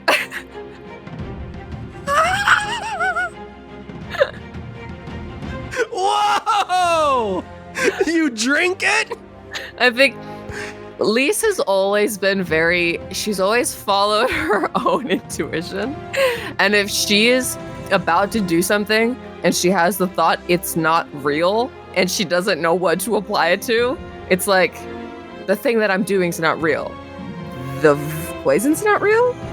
Well, I gotta find out. How do I find out if the poison's not real? I drink the poison. You take a small sip of this poison, and it burns going down your throat. Agonizing. Give me a Constitution saving throw. 14. You manage to keep yourself, you support yourself against her desk and her study. You support yourself from falling over to your knees. It hurts. It feels like you're drinking bleach. This is definitely poison. I spit it out and then I drink the tea. Okay, you drink her tea. Fuck you, Mom. No tea for you. You can no longer poison your mother's tea. And you ask yourself, wait, why did I do that? Why did I do that? What's not real? What's going on? It definitely tastes like tea, the very bitter tea that she always drank. She never took her tea with sugar. This is disgusting. Who doesn't drink tea with sugar? I start looking for sugar. You see no sugar. You're down to 20 seconds. You can hear the guards shuffling in the rooms behind you. I'm like, well, that was gross. Time to go. You make your exit. You flee through the designated route that you had. Cassandra, I drank some poison. And the world becomes blurry around you, and you remember, that's right, I'm in court right now. Oh God, I drank the poison. Why did I drink the poison? Cassandra's like both head in her hands. But also like this is exactly something that she would do. You actually so you come to in this court, and the deities in the room are all actually staring at you with mouths agape, but not this time because they're shocked, but because they're confused. And Torm says, "Why did you drink the poison?" Well, you see, it's like this one time with there was a horn, right? And I honked it, and so this was like that. Everyone is so flabbergasted, and Asmodeus mouths "good job" to you again and like fist pumps, and he says, "Sorry, Your Honor, my client's not working with a full casket, if you know what I'm saying." Hey, she says, "Hey, I was cloud cursed." And you actually see your side rises a little bit as the divines think that you're below them in intelligence. Really stupid. I just drank some poison. You think this may have just barely given you some breathing room in this trial. Your side of the scale was about to touch the edge of the ground, but now you have just a slight bit of breathing room there. And Asmodeus is thumbing through his documents looking for the next step. And Torm says, "Your Honor, I motion for one more trial since these last two didn't seem to work." And there's a long silence, and Fate finally waves their hand to allow it. And Asmodeus says, "Objection, Your Honor. Are you trying to kill my client?" And you realize that headache, it's a splitting headache now. And Fate waves their hand again, and Asmodeus looks concerned and mouths just one more to you. Give him a shaky thumbs up. And The Justicar raises their scales again and slams them. And the courtroom vanishes once again. And you're trying to force yourself to remember again, doing everything you can. But you realize your memories aren't fading this time. And you notice that your nose is bleeding. And that headache, it's agonizing. It feels like your head's going to explode. In fact, give me a Constitution save. Constitution save, forehead explode. 15. You stumble a little bit and fall to one knee, but you don't fully fall over. And you grab your head, and it's in agony. And your nose is like slowly streaming blood. And then you see that weird glitchiness again. And nothing appears. You're still just in the void. Hello? Hello? And suddenly your headache's gone. It's like, it almost like floors you with how shocking it is that suddenly your headache is gone. Like, it's just like gone out of nowhere. And you realize you hear sobbing. Oh no, did I straight up died? Great. No.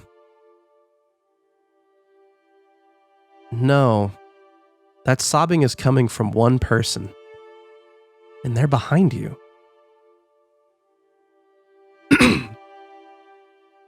I turn around. You see Bedlam, who's on his knees in this void, crying. Hey, bud. What's going on? He says, "Where am I? I don't know where I am."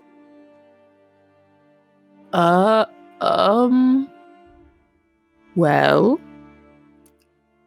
I don't know where you are either, but I also don't know where I am. And But he I looks up think at it's- you. I think it's that we're lost together in this dark place. And he looks at you and he says, "Who are you?" Such a good question. Do I remember You're who I another am? trick, aren't you? Do I remember who I am? You do. Okay. You're pretty sure you're supposed to be facing a trial right now, but this certainly doesn't feel like the other ones. No. I'm Lise. Remember? And tears are pouring down his face. And he says, "I don't know who Lise is. Where's Harry?" Harry? I'm sorry, I don't know who that is. Says, "He was just here. I don't know where he went. I just want to find Harry." Okay. I think she like kneels down and is like, "It's okay. I could help you find him. What does he look like?" And he says, "You're just gonna be mean to me like the other ones." Well, I've been told I could be an asshole sometimes, but probably not in this case. Here. I hold out my hand. Like, do you want some help? And he's like sniffling like uncontrollably, that thing where like you've been crying really hard and you're kind of going is happening. And he says, "Harry's my friend. I'm just looking for Harry. I want to go home." Okay, that's all right. Can you tell me what he looks like? I could help you find him. We'll look together. Says, "You'll look with me?" Yeah. He says, "Okay." And he stands up.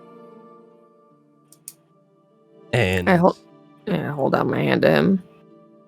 he takes your hand to stand up. Now. And he Now. Suddenly, the tears are gone. And he stares you directly in the eyes. And you hear him say, "That's right. You're not supposed to die right now." What? And you come to inside the courtroom. You open your eyes. You didn't even realize they were closed. And you realize that you are face down on that podium in a small pool of your own blood. Oh, God. Where's the blood from? My face? Yeah, it's pouring out of your nose. And Torm says, "I suppose that's enough of the trials for now." And Fate waves their hand, and you are thrown back into the chair next to Asmodeus. Covered in blood. I think she's a little delirious from losing a bunch of blood. I think she tilts her head backwards over the chair until she can see Cassandra, and she just goes, "I had an accident." And you see Cassandra is resisting every instinct she has to come running to you.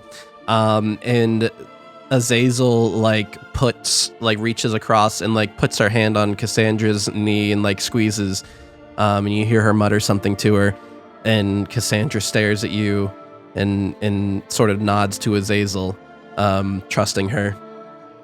I look at Asmodeus. I'm like, I lost a lot of blood. Asmodeus says, "You just endured a record amount of punishment from the trials. The mortal mind is not meant to endure 4 trials back to back." All blood came out of my nose.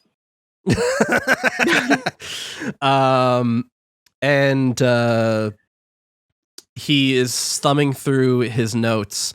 He says, "I'm not gonna lie, Lise, this is looking really bad.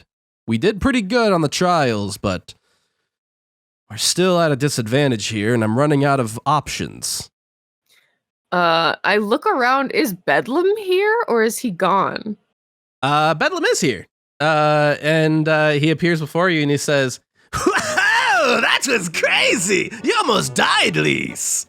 I feel like Lise is she maybe has a tear of blood. And she says, "Did you find Harry?" Says, "Who's Harry?"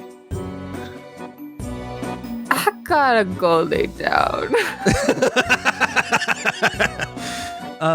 He says, "I feel like I know that name, though I'm not sure from where." You crying. And I was gonna help you look for him. He says, "Doesn't ring a bell." Okay. I'm on trial. I'm on trial. He says, "Oh, Lise, I think we're about to reach a verdict here. I'm so excited." I think I'm gonna die. And the Torm speaks up, and he says, "Well, I suppose that is the end of the trials for now. Our mortal friend, as strong as she is, didn't seem capable of taking on a couple of simple trials. Mortals, am I right?" Oh, simple trials, huh? Okay, great. Yeah, maybe why don't you do them sometime? And he says, I think we have established pretty conclusively that Lista Forrest is an incredibly powerful mortal for her mortal status. And on top of that, she has shown that if given the chance again, she would kill Tyr, even when he's surrendering. Even after all Tyr wanted to do was, in his own words, bring a harmony to the world, the likes of which none had ever seen before. And even the Emperor, who also wanted to bring harmony to everyone. And Asmodeus suddenly puts all his papers down, takes his finger out of his notes, and he looks up and he says, "Harmony. That's it. That's our out." What? And he raises a hand and he says, Your Honor, if you might do me a very simple favor and allow me to call one more witness to the stand. A witness we've already seen, in fact. And Asmodeus says, or not Asmodeus, Fate kind of like cocks their head a bit. And Asmodeus says, "That is, if my so honorable opponent, Torm, would allow such a thing. I know that we are sort of past that point in the trial, but surely you could be a gracious winner and allow us one last hurrah before we inevitably fail." And Torm narrows his eyes and says, "What are you up to, Asmodeus?" And Asmodeus says, "Just humor me. It'll be all the more satisfying when you beat me." And Torm rolls his eyes and he waves his hand and makes his way back over to his chair. That Justicar begins going back to where her spot was. And Asmodeus actually catches her and he says, "Oh, so sorry, ma'am. Might you remain for this? I could use your help."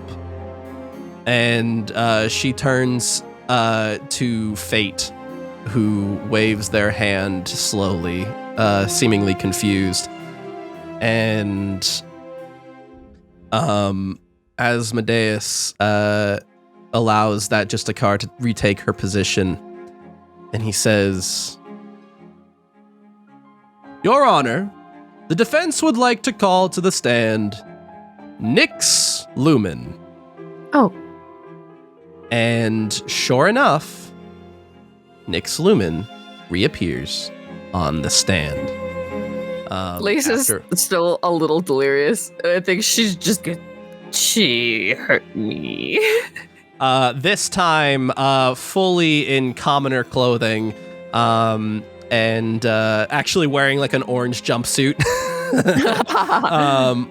And Asmodeus says, "We, of course, allow the release of Nyx back to the court. We, the defense, are the ones who can do so. So we re-release her."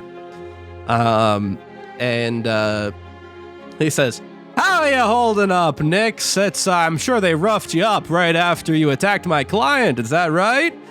And Nyx says, "That worm deserves every last bit of suffering I can make her endure." And Asmodeus says, "Oh, very good, very good. Madam Justicar, might you cuff my friend here? I certainly don't want her acting out again." The Justicar clamps her in. And he says, "Now, I wish to run just one trial, Your Honor, if I may." And Fate kind of like cocks their head a little bit. And he says, "Don't worry, not gonna try and make a mortal endure 4 trials, just one." And he turns back to Torm and he says, "Surely you can allow just one trial after your 4. And Torm is narrowing his eyes further and says, "Objection." And Fate waves their hand, allowing Asmodeus to proceed. And Asmodeus says, "You know, in all my time as a prosecutor, I've never been so unsure about what's about to happen." And he puts his hand on the Justicar's shoulder, and says something in her ear, and she slowly raises those scales and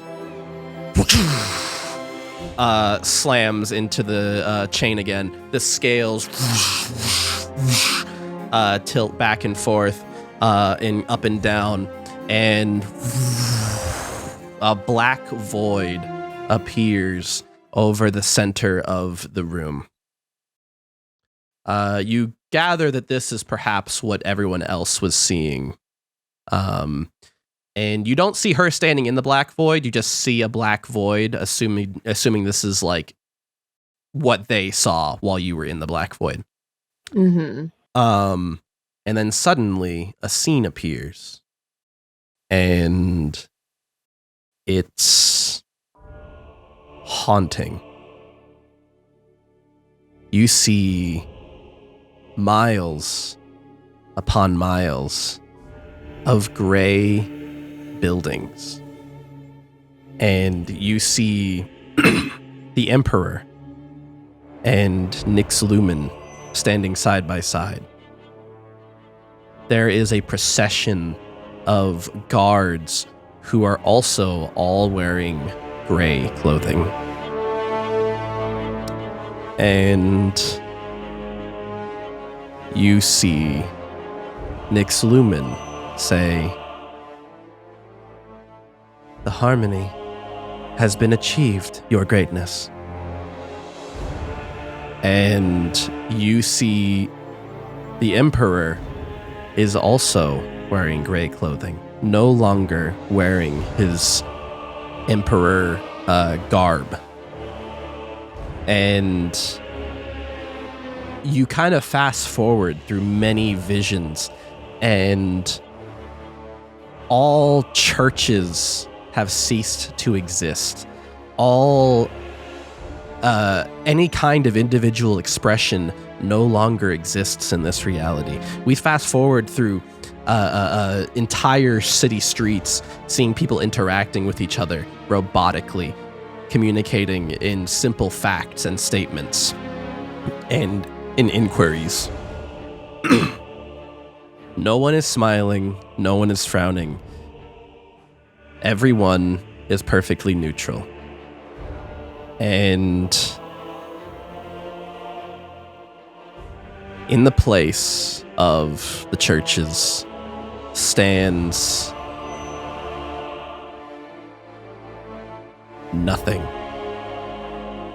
The churches have been torn down. There are no gods in this world. The divines are gone. The divines have been wiped out.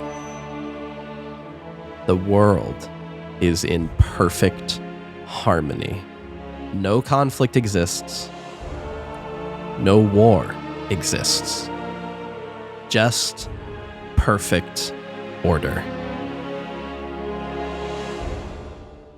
And as you're all seeing this, the divines don't just have shocked expressions.